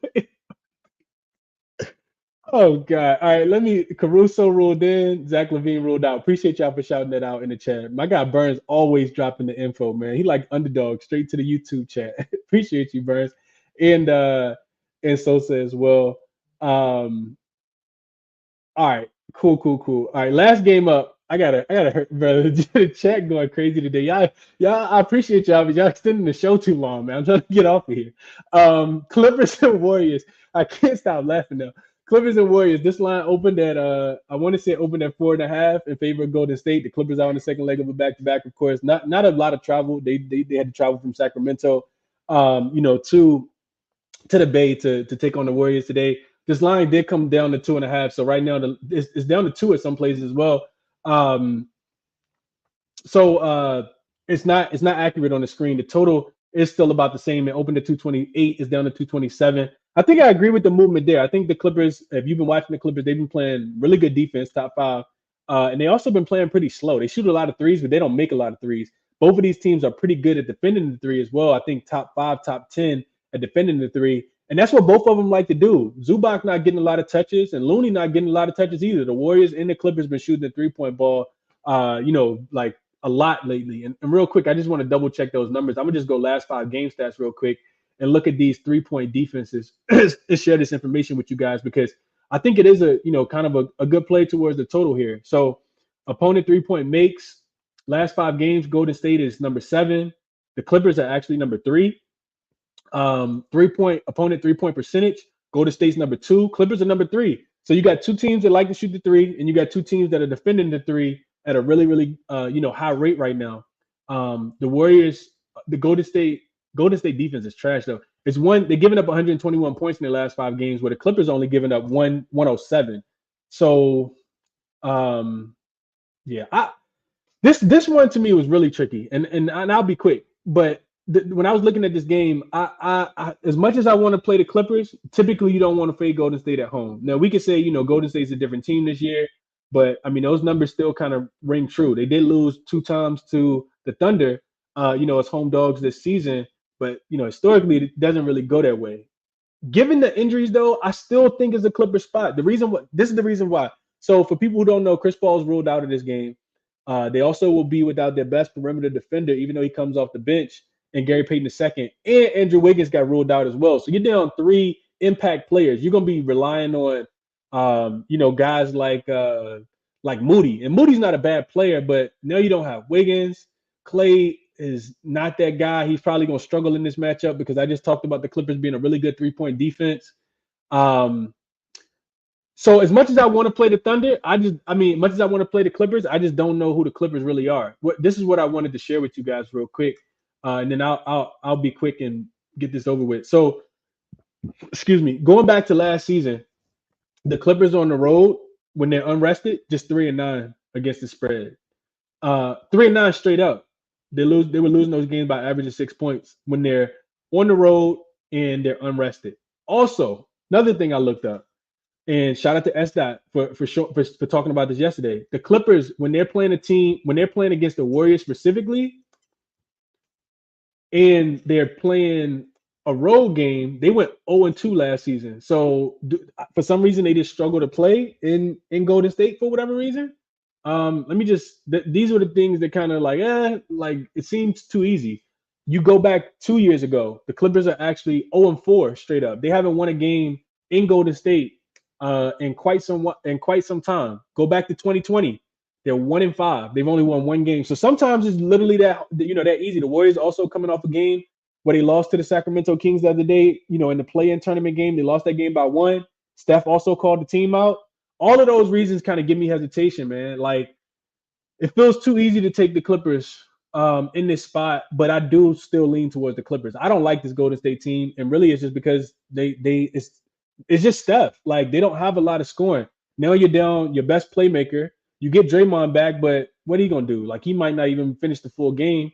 And those are my thoughts. The Clippers got a lot of guys that can kind of fill it up, and it does feel like they're kind of, getting it together. That loss to the Denver Nuggets the other day without, when they let Reggie Jackson and DeAndre Jordan look like Shaq and Kobe, that still got me kind of scratching my head. It was the reason why I couldn't back them last night, because I talked about them being in a very advantageous matchup against the Kings, who won the second leg of a back-to-back yesterday. I just still couldn't pull the trigger because they're a 3-point shooting team as well, and they're not going in. Like, who really, do they really want to win? Do they want to put together wins? And I don't know. I don't see it, man. I don't feel too confident back in the Clippers. Definitely don't feel confident back in the Warriors, but I do lean Clippers. And if I took them here, I'd take them on the money line, because you probably can get, close to plus money if they're +2. So those are my thoughts here. What I did play for today, let's get to that segment, and then we'll kick it to a couple of the guys who got some plays that they want to share. So you guys only see here Knicks first half -8. That was my favorite look of the day, and it's actually the only bet that I played so far today. But what I have on my short list and what I will be playing, I'm definitely, like I said earlier, I'm definitely adding Quickly. He's my favorite player today. Quickly, because I just feel like that game probably gonna be a blowout. Quickly will be in playing late, so I'm taking his 15.5. I'm taking his 20. I'm taking his 25. Just sprinkling each one of those. Probably unit, half unit, quarter unit, all the way up to 25 for Quickly in this spot tonight. He's my favorite player to bet on tonight. Also, Kobe White threes eventually gonna get posted. Now that Zach LaVine's not gonna be there, so I like that. Shout out to who said that? Somebody said that in the chat. I think it was Rob that said that in the chat. Shout out to Robo, I think, who said that. And I like Brogdon tonight as well. SGA will be another guy that I look at also. And those are my top looks for today, man. I'm sorry, Portland and Cleveland. That 12, I got to put a little something on the 12. I just feel like Portland getting disrespected just a tad bit too much. If the Cleveland Cavaliers win the game, I think they could win by 10. They could win by 7, and we still cash the bet. So, like I said, I think the market just hasn't caught on to, Portland being a pretty good defensive team. This won't be anything like the Atlanta game, because Atlanta don't play no defense. So Portland, I will be taking them as well, plus the 12. So Portland plus the 12. The Knicks first half. Couldn't talk anybody off that Knicks first quarter team total over 28.5. Didn't play that one, no. And then SGA points, Quickly points, and Kobe White. I'll be looking at his threes just because he got a really great matchup against the Milwaukee Bucks tonight. So let's get the guys up, man. Let me get Ben up first, because I know Ben said he had a fire play he wanted to drop. Let's get Sosa up. Sosa ain't been here in a minute. Let's get him up. Stephen, Cam, Godspeed, the regulars, man. Let's go. Let's go Ben first. Ben, if you can hear me, the floor is yours, my brother. Talk to me. How you doing today?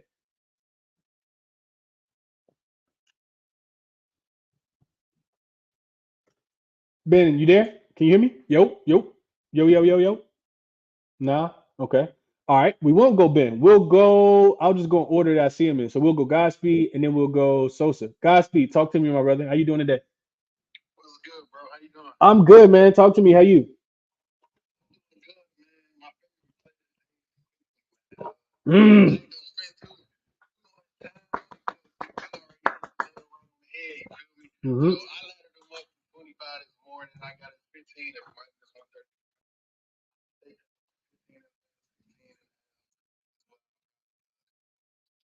Great. And when you look at quickly game log at home, he hit that number and he hit the base. Uh, 8 games, 18 points at the crib. When you look at Brunson, on the other hand, who's also in a good spot today versus Detroit as they allow the most points to point guards, Brunson has actually gone under in 6 out of 8 games under his points total at the crib. Now, we know it's Detroit, so both of them could go over. So don't lose hope if you got Jalen Brunson because he could drop 30 and quickly come drop 20, 25 right behind him. You feel me? Because Detroit is just that bad.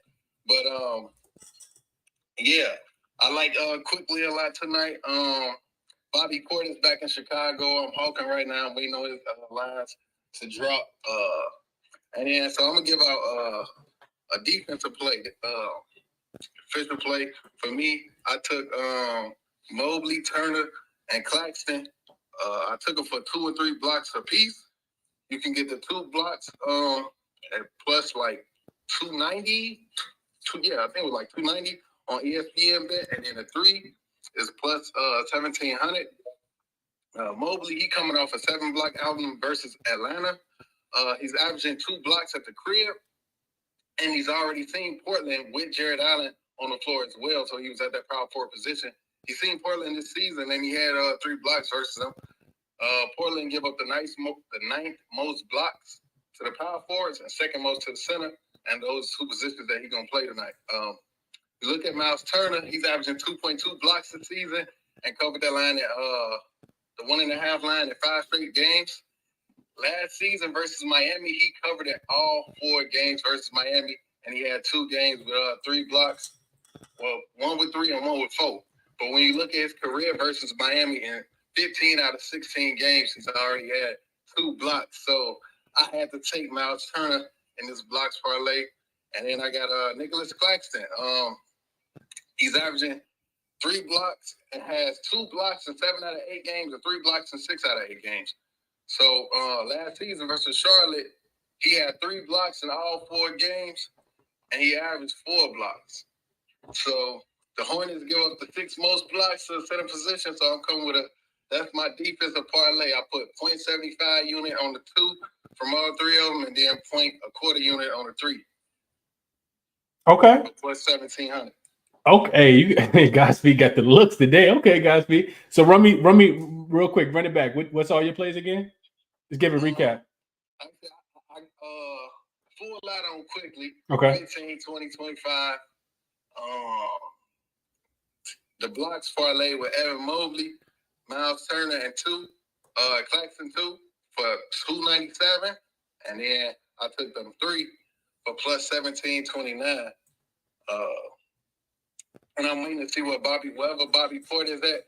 I'm gonna take Bobby Portis wherever his line at, and I'm gonna probably throw a quarter on his 20 with quickly. I'm waiting to run a 20-20, so I'm just waiting on the line for that. But yeah, it's gonna be an official play for me. Okay, my God, appreciate the look, Godspeed. Somebody mentioned I don't know if we got the Victor Wembanyama news yet or not, but I didn't mention his name because his props weren't available. But looking at Devin Vassell, he also was somebody I had written down as well. Just because it's going to be a shootout type of game, I think Devin Vassell is in a very advantageous matchup as well. He's going to continue to come off the bench per Coach Popovich, and I think that's just going to lead to him getting a bunch of looks. This dude been hooping. If you got a chance to watch the Denver game, it's outside of the Denver game, he's been hooping as well. But Devin Vassell is somebody I'm gonna be looking at. I didn't see his points prop listed. I checked it like 3 times earlier throughout the day, just never saw the number. But shout out to you guys, B. Appreciate you for sharing the looks, my brother. I hope you get some cash tonight. Yes, sir. Hey, since you touched on Chet Holmgren, I got a public play on my Twitter. I'm gonna put it in a jumbotron up top. Okay. If y'all want to check it out, but I had it with Victor, and he's questionable right now. So I feel like Chet assists and the write up gonna be up top. If y'all want to check it out. Okay. Hey, appreciate you guys, Pete. Best of luck tonight, my brother. Good luck, bro. Absolutely. All right, let's go. Sosa. Sosa up next. Then we go Stephen. Then we'll go Ken. What's up, Sosa? How are you, my guy? I'm good, bro. Yeah, I know. It's all good, bro. I've been doing all right, though. No complaints, man. No complaints. I'm trying my best, you know. Yeah, a little something, you know. Listen,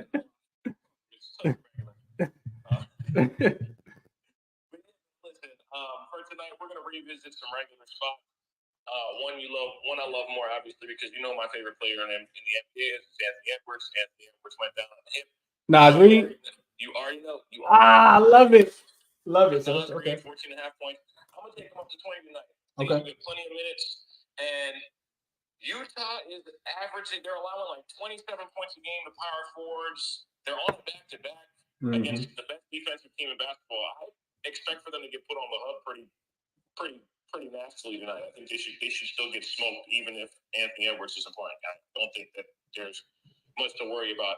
This Utah team, don't they kind of look like a team that? Yeah, except when they're at home and they're playing against the Pelicans. Other than that, yeah. Like I would say Detroit is tanking. I would say that I didn't expect for Monty Williams to turn into Nate McMillan overnight. That's a different conversation. I didn't see that coming. Did you see that coming? I did not see that coming, though. But you know what? This the thing, so like I really watch Detroit. Shout out to Dream. I see him in the chat. I watch Detroit play a lot. Detroit doesn't play basketball the right way. They just shoot a bunch of threes, and they all their 3-point shooters are hurt. When Joe Harris comes back and Bogdanovich, who got upgraded to questionable, even though he's not going to play in this game, when they come back, I think they're going to be a lot. But you can't have like Isaiah Livers and like, they only Sasser's the only 3-point shooter out there right now. Like those guys got to stop. Like Ivy got to stop, bro. He like Westbrook. See, that's the thing. That's the modern basketball, right? It's all spreadsheet bullshit. It's not actually basketball anymore. It's do you fit the spreadsheet or you can't play? That's a fact. A lot of it's going on, right? The age of analytics is upon us. It's not changing either. That's a fact. But again, my thing is that they're just not competitive, and that's the issue for me. Is like, remember a couple seasons ago, or just the last 2 years, Detroit would get their asses whooped, but they would at least compete. Mm-hmm. You know, like that's the issue. That's the only thing I had to mention that too, just because it's troubling to me because I'm pulling for Monty. I think he got a raw deal in Phoenix, but it's looking like right now through 18 games, it's looking like they were ranked. I have to reiterate that. And then my second play that I love tonight is Bam Adebayo. Playing a team that doesn't play much defense. 23.5. I love the number. I probably am going to play the 25 for the plus money. Maybe even take him up to 30. I think it's a great matchup. 28 points a game to power forward. 28 points a game to power forwards for Indiana. And Indiana, they play at an intense pace. They don't really play much defense. And Bam's a player who I don't understand why he doesn't get the headlines like he should. He's easily the most versatile defender in the entire NBA. And offensively this year, he's been as good as you can ask of any big in the NBA, not just him. As consistent. So like we knew what Bam could do, right? Like when it got to the playoffs, him and Jimmy both turn it up. But he's just doing it so consistently now. So I agree with you there for sure. Definitely the most versatile too. Yeah, no, absolutely. So those are my two favorites. Like I said, minutes will go up. He's the sixth man. They're also already playing with McDaniels out. So it's opportunity and volume available for anybody that really wants it. To be totally honest, if we're looking at Minnesota, because it's not like Gobert is going to be taking too many of those shots. And Mike Conley only shoots when he's wide open. So that's a fact. That's a fact. Okay, hey, so you got the looks, bro. Appreciate you for tapping in, man. Dropping the plays off, man. I appreciate you. Absolutely, bro. Absolutely. All right, let's go. Let's go. Dream up next, and then we'll go Stephen. Then we'll go Ken. Dream, talk to me. What's up, bro? Oh shit! What's the vibes? I wasn't ready. What's the vibe? I can't call it, bro. I can't call it. What you know? Good. Talk to me. Yeah, man. I'm gonna keep it short with the play, and I'm just gonna get into analysis as quick as possible so the other guys can talk. Okay. Malik Beasley, 3 threes, plus 500, let a spot for him. Chicago gives up a bunch of threes to his position, and he's been shooting the ball very well lately. So give me Malik Beasley, 5 threes, plus 500. I got a bunch of... Wait, you said 5 or 3, Dreams? 5 threes. Oh, okay, yeah. And yeah, I'll let Cam get into the breakdown and all that. But and I got a bunch of other plays on my channel, Blunt Money Bets on YouTube and on my timeline. But reason why I came up here, I'm gonna try to make it as quick as possible. All right, you guys know I love Detroit basketball. And I mentioned a trend. I've been talking about this trend all year. It hit last night. So I got to share it with this sharp audience, because I'm the blunt money bet guy, but I do put a lot of research behind these blunt money bets. I ain't just throwing parties together. All right. So, leading scores against Detroit this year. All right. So basically, right now, go to your New York Knicks Detroit shit, and you will see Brunson and Randall. Those are your leading scorers. Okay. So keep that in mind. Leading scorers against Detroit. 1, 2, 3, 4, 5, 6, 7, 8, 9, 10, 11, 12, 13, 14, 15, 16 have covered their point prop 15 of the last 16 games. Don't believe me? Let me run through them real quick for you. Bron and AD, 25 and 28 last night, limited minutes. And I know, because the reason why I did this is because, I'm not a Detroit expert, but I love Detroit basketball. I see everybody's on quickly. Great. I'm going to tell y'all. Good luck. I'm on Brunson. I'm on Julius Randle. And here's why. Bron and AD, 25-28 tonight. Blowout last night, right? Yeah, blowout. And they had a back-to-back the next day, right? Just like the Knicks tonight. Yeah, but they still blew their ass out. They still both went over their point parties. Oh. Cools before that, 32. Hallie, 26. Reggie Jackson, 21. KCP, 20. Siakam, 23. His point prop was 22.5 with 21.5 that game. Garland, 28. DeJounte, 32. DeMar, 29. That is the one exception to the 15 out of 16. Levine only had 21, but DeMar went over his. Vujacic went over his. He had 21, and DeMar had 29. All right? Embiid, 33. Maxey, 29. Dame, 34. Giannis had 15 because he got kicked out the game after 22 minutes for mean mugging Isaiah Stewart. I remember that. 34. Steph, 34. Clay, 17. Yes. One of the few times Clay actually covered his fucking point prop happened against Detroit. KD, 41. Shout out to the Dreamers. We catch that out. Eric Gordon, 21. CJ McCollum, 33. Shadane Sharp, 29. Jeremy Grant, 24. SGA, 32. And Levine, 51. Everybody covers their point prop. So while I can't talk you guys off of IQ, great position, I'm going to go ahead and go what I would like to call the Dream Detroit system. I'm laddering both Brunson and I'm laddering Randall to their match points. I know that this could be a blowout. I know they can only play 25 minutes, yada, yada, yada. Y'all think Detroit just got bad the last week? They've been ass all year. Teams been blowing their ass out all year, and they've been giving up points all year. So I just want to leave the listeners with that. Y'all have a great night. My God. Makes a lot of sense, bro. The Detroit system. I like it. And we ain't talking about the Lions. Let me go back to Sosa real quick, and then we kick it to Stephen. What's up, Sosa? Hey, just really quick. My boy Top Shelf Systems, he told me that it's actually smart to take the Pistons on the spread tonight. Oh, God. It sounds crazy. But he had like a full system that or something that literally had a breakdown of why you would take them tonight. And a great. It almost sold me. I literally almost bet it, bro. Is it in a tweet, Sosa? He got it on his Twitter. Okay, I'm gonna check it out. I'm pretty sure he put it on his Twitter, but he was talking about it. He has bet them it's plus he took the 14. Yeah. He's in there if you want. If you probably stuff to tell you, but he had it was a whole breakdown of the record and just a bunch of stuff. I don't know, but that was one of the plays that he loved. Okay. And the systems are good. I mean, they're long term, obviously, right? Right. It's not something you can spell once, but long term, they're very profitable. So yeah. Okay. No, I appreciate that, Sosa. I appreciate that. It's always gonna be two sides of the coin for sure. Yeah, we'll see how it goes. All right, let's keep going. Let's go Stephen, then go Cam, then go Ben, and we got to get up out of here. The game's actually about to start. I got to send out some more plays too. Stephen, talk to me, bro. Knicks play basketball today. Yes, sir. I'll be quick. I'm right there with Dream. I love Jalen Brunson's points at 24.5. Sometimes you just got like the most obvious play. The worst team against point guards against an all-star point guard. Mm-hmm. Keep it simple. Hopefully quickly comes through because Lord knows the entire community is on him tonight. I took his base points, but the angle I also like as well is that I like these games because I kind of noticed the Knicks are constantly against these bad teams that are fast and play dumb and are on defense. Mm-hmm. So the game always turns into like looter and a riot. Like Dante had a game where he had like 6 threes or something. So with quickly, what I noticed with him is, for one, in his last 5 games at home, he has 3+ threes in all of them and 4+ threes in 3 of them. And 2, I went digging. The Knicks have been up double digits, entering the fourth 4 times, and those 4 games quickly had 3 and 4 3-pointers. So I took his 3 at 125. I took his 4 325, and on PointsBet, if you do the PointsBet glitch, everybody knows about. You just put 3 things together, and you can like daily boost it, which is I put quickly's 3, 4, and 5 threes. You can get his 5 threes for 772, which is kind of crazy to me because, like I said when the season started, like this dude's in a contract year, he's trying to get paid, he has free reign to chuck it up.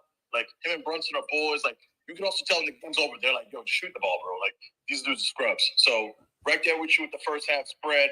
I'm also with Mitchell Robinson, 10 rebounds and a win. Like I took it 1 under his 10.5 number. I just don't see how they keep him off the glass. And for that one, love Isaiah Hartenstein's 4.5 rebounds. It's juicy as hell at -135. I'll probably take the 6 also. Backup centers against the Pistons are destroying them on the glass. Like just go back to the last 10 games. I won't bore everyone. And also the fact that he's had 5 rebounds in every game against them. Going back to last year, I want to say it's like 4 games, 5 in all of them. And it's like the classic Hartenstein game. It's just like, all right, like dollar star Jokic coming in, fuck him up in the 4th quarter. So love that one. And my guy to come off the bench for the other team to hit threes, whenever they put it up, is Isaiah Livers. I'm taking his 2. I'm taking his 3. The dude had 3 threes in all games. He had 2 threes in all 4, I would say, last year against the Knicks. And like the last 3 games, he's been back. Like the dude's blowout proof. He's playing 20 minutes, which is awesome. And he has 2 threes in all of his last 3 games. So I'm definitely going to take like his 2 and 3 threes. And he stands in, once again, that same spot that would leave open all the time. So that's what I got for tonight. If you want a long shot, the long shot I did was Brunson quickly for 3 threes, Mitch 10 boards, Julius 5 assists. Julius is like a lock for 5 assists. And also, if you wanted something else to play, I just don't want to have like 19 plays. Is that his points plus assists are like automatic. It's these crap teams. Like he's like 8 for 10. His line's like 26.5. He hits like 30 every time whenever he plays like one of these like fast-paced dumb teams like the Hornets, the Wizards. You know, so love Julius tonight with the assist, the Mitch rebounds, quickly everything in Brunson.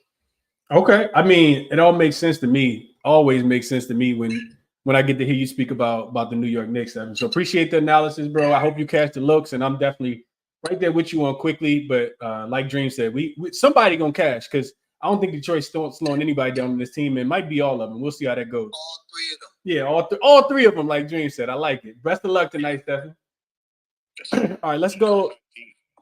I DM'd you the system thing that homie was talking about. Okay, I'll check that out. Let's go Cam and go Ben, and I'm sending out Portland plus 12.5 right now. It's only available on FanDuel, but I did play that. Victor Wembanyama did just get rolled in as well, just FYI. But yeah, I'm playing Portland plus 12.5. I think it's a tad bit too disrespectful. Cavs ain't that good. All right, let's go Cam, then go Ben. We get up out of here. What's up, Cam? Yo, it's good. How you doing?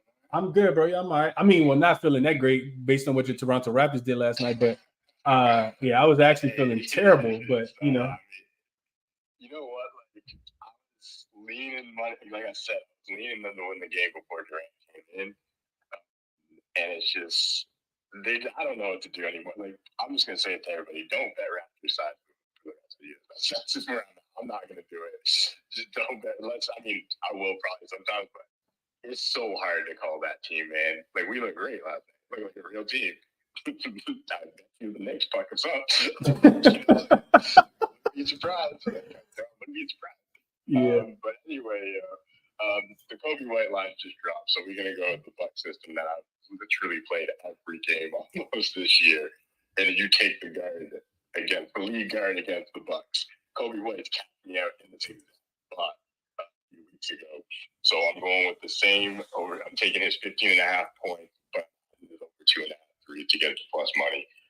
So that's plus 135. You can take those points at 15.5 if you want. I think that's just automatic at this stage. And again, I'm not going to go over the list of point guards who did it. It's every single point guard that's played the Bucks. That's basically it. In fact, to be honest. That's my system play.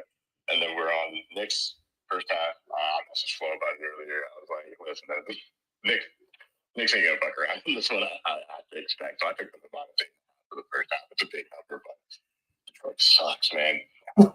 It's just some of these lines you just think. We talked about it a few weeks ago. You just have to be looking at some of the lines.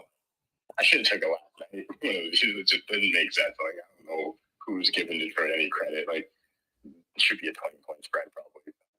Go tonight. We all got took the first half. No problem with that. Malik Beasley over 9.5 points. So when Dream said the 3, I was like, well, what? I was like, I missed that.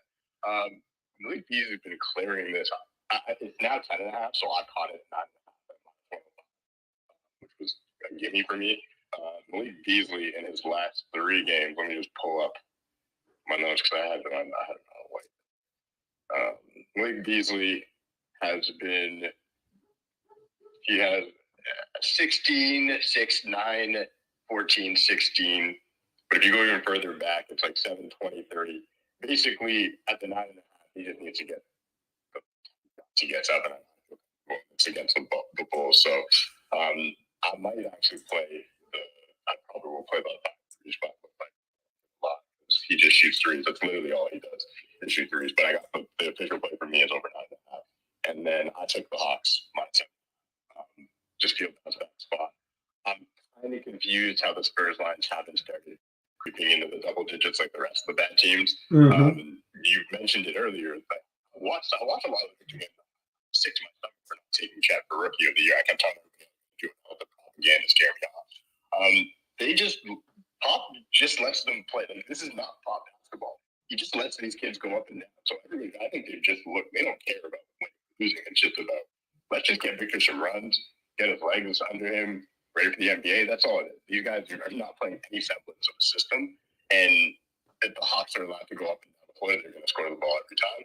And they're going to burn out. The Spurs do it every time. So -7.5 feels like a gimme for me. Just some of those lines you say go through that feels wrong.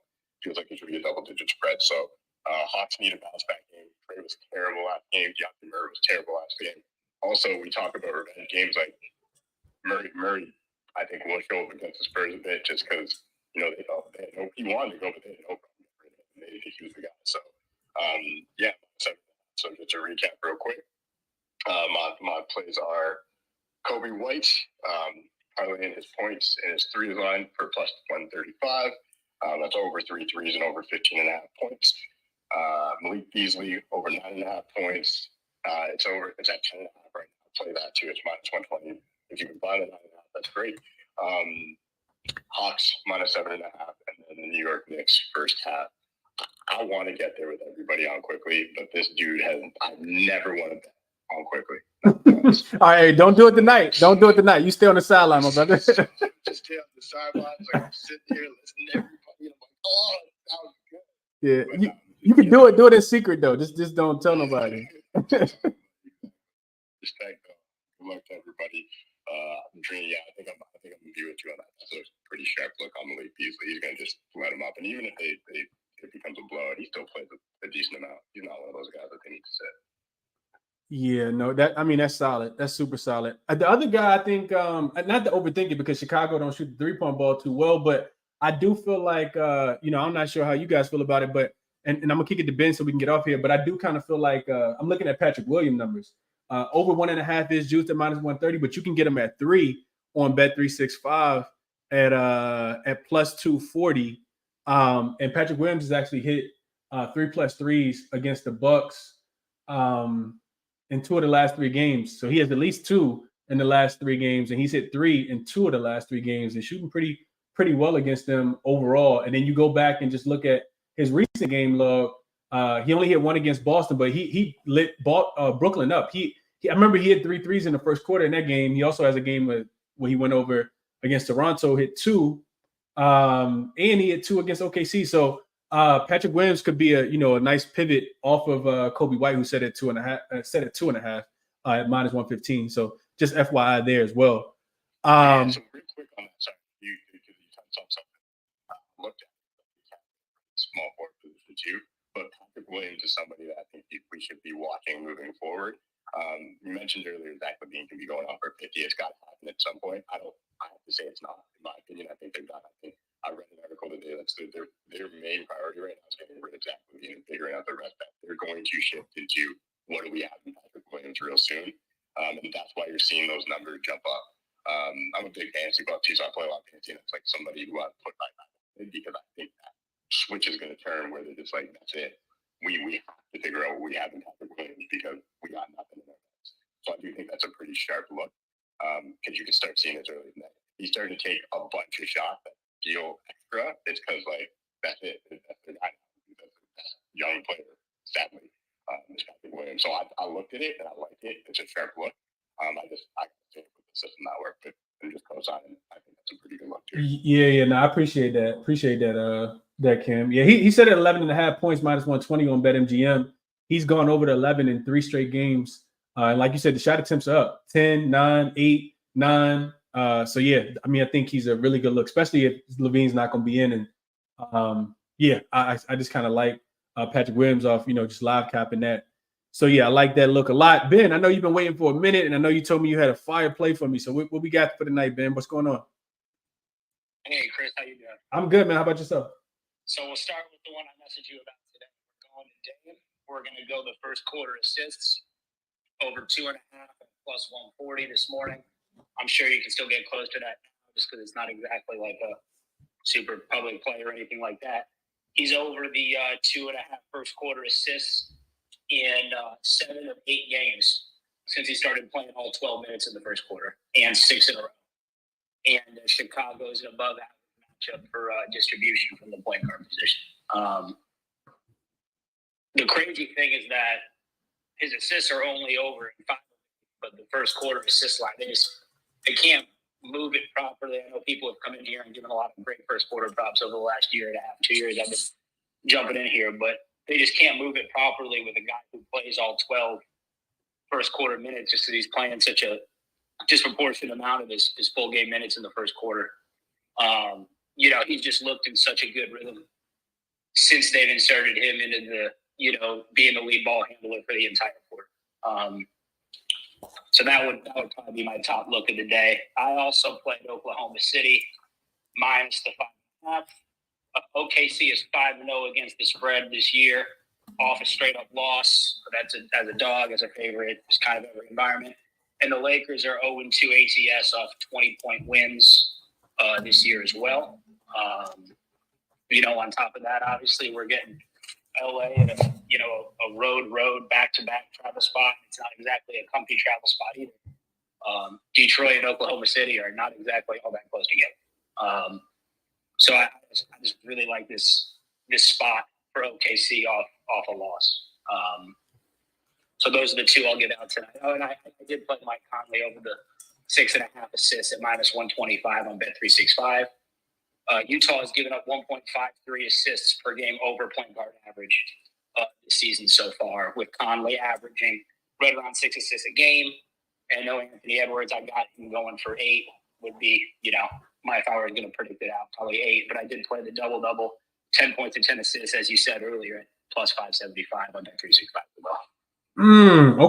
Okay. Couldn't talk you off. So I didn't see this. 6 minutes ago, Jordan Clarkson rolled out Kelly Olynyk available to play, and Ochai Ajabi, I think is how you pronounce his name, is going to start in that spot for them. So that team total under 105 probably is. I know that's gone, especially without Jordan Clarkson being there. But I love the looks from Ben. Appreciate you for sharing those, Ben. Best of luck to you tonight. If you want to get a couple buckets in that Portland game, you can put Cavs to win in Portland at plus 18.5 at minus 115. Ooh, too late now. I already played Portland plus 12.5, but that makes sense. Yeah, just a cheaper. If you were pretty sure the Cavs are going to win the game outright, I just don't think they're going to cover. You can get yourself 5 or 6 points. Yeah, now I hope the Cavs. I hope Portland win because I got them plus 12.5. So I'll take that. But yeah, I mean that's an interesting way of playing it, man. I never played those lines like that, but that makes a lot of sense. I just think Portland gonna keep it close. So real quick, this is the longest show I done did probably in about 5 years. Because I talked for so long at the beginning, but I'm just gonna go over what I am gonna play because I got a short list of bets that I haven't played yet that I will be playing as soon as I get off of here because it's just too much to do both. I did get a chance to put Portland plus 12.5 in, and I played the Knicks first half at -8. Like I said, they should be winning this game by 10, 15 points at halftime. Quickly points, 15.5 is -120, the best number on FanDuel right now. You got to figure out where you want to take the 20 and the 25 if you want to ride with me there. But I'm also going to put those in. I wanted to look at Devin Vassell points over. I think Coop said in the chat that it was 17.5. I haven't gotten there yet. Nas Reed, I really like that look from Sosa that he gave out on Nas Reed. Haven't gotten there yet either. But those are going to be the looks for me, man. I don't want to get too involved in the Portland game, but I do think Malcolm Brogdon is in a really good spot, and it also makes me lean towards Jeremy Grant to go under. Maybe his points, probably just his points. His rebounds always set at like 2.5, so probably not going to get there on him, but. Those are my thoughts on the games for today, man. Best of luck if you guys are telling anything. Real quick, I'll go over it one more time. Knicks first half. Also strong lean towards the Knicks to crush that first quarter team total. I think somebody said it was 28.5. I absolutely see them scoring 30 points in the first quarter today, just because Detroit plays fast. They're gonna shoot a bunch of threes again. They're not gonna make them. The Knicks will be out and running in transition. So and they don't possess a lot of resistance at the rim or at the 3-point line. So we saw what D'Angelo Russell did last night, which is why I like, quickly in this spot tonight. So Knicks first half, Portland plus 12.5. Give me quickly over the 15, 20, and 25 sprinkles on those. And then the last play is going to be I'm going to go official with Patrick Williams. I'm going to take his over 11.5 points, and I'm going to put a little bit on his 1.5 threes. It's juiced at -130. But I'm going to play the 1.5 and the 3 just because I think he'll have to increase volume as well. So real quick, somebody in the chat said, what did they say? He said, I'm from Chicago. Fade any player props on our team. But then my guy came back. Somebody else said, my guy Malik said, I love the Patrick Williams look, and he's from Chicago too. So we got some unagreement there, but it is what it is, man. Best of luck if you guys are playing anything tonight, man. I hope everybody makes more money than they lose tonight. We'll be back to do this all over again tomorrow, man. We got a nice little slate again tomorrow. So best of luck tonight. I'm out, man.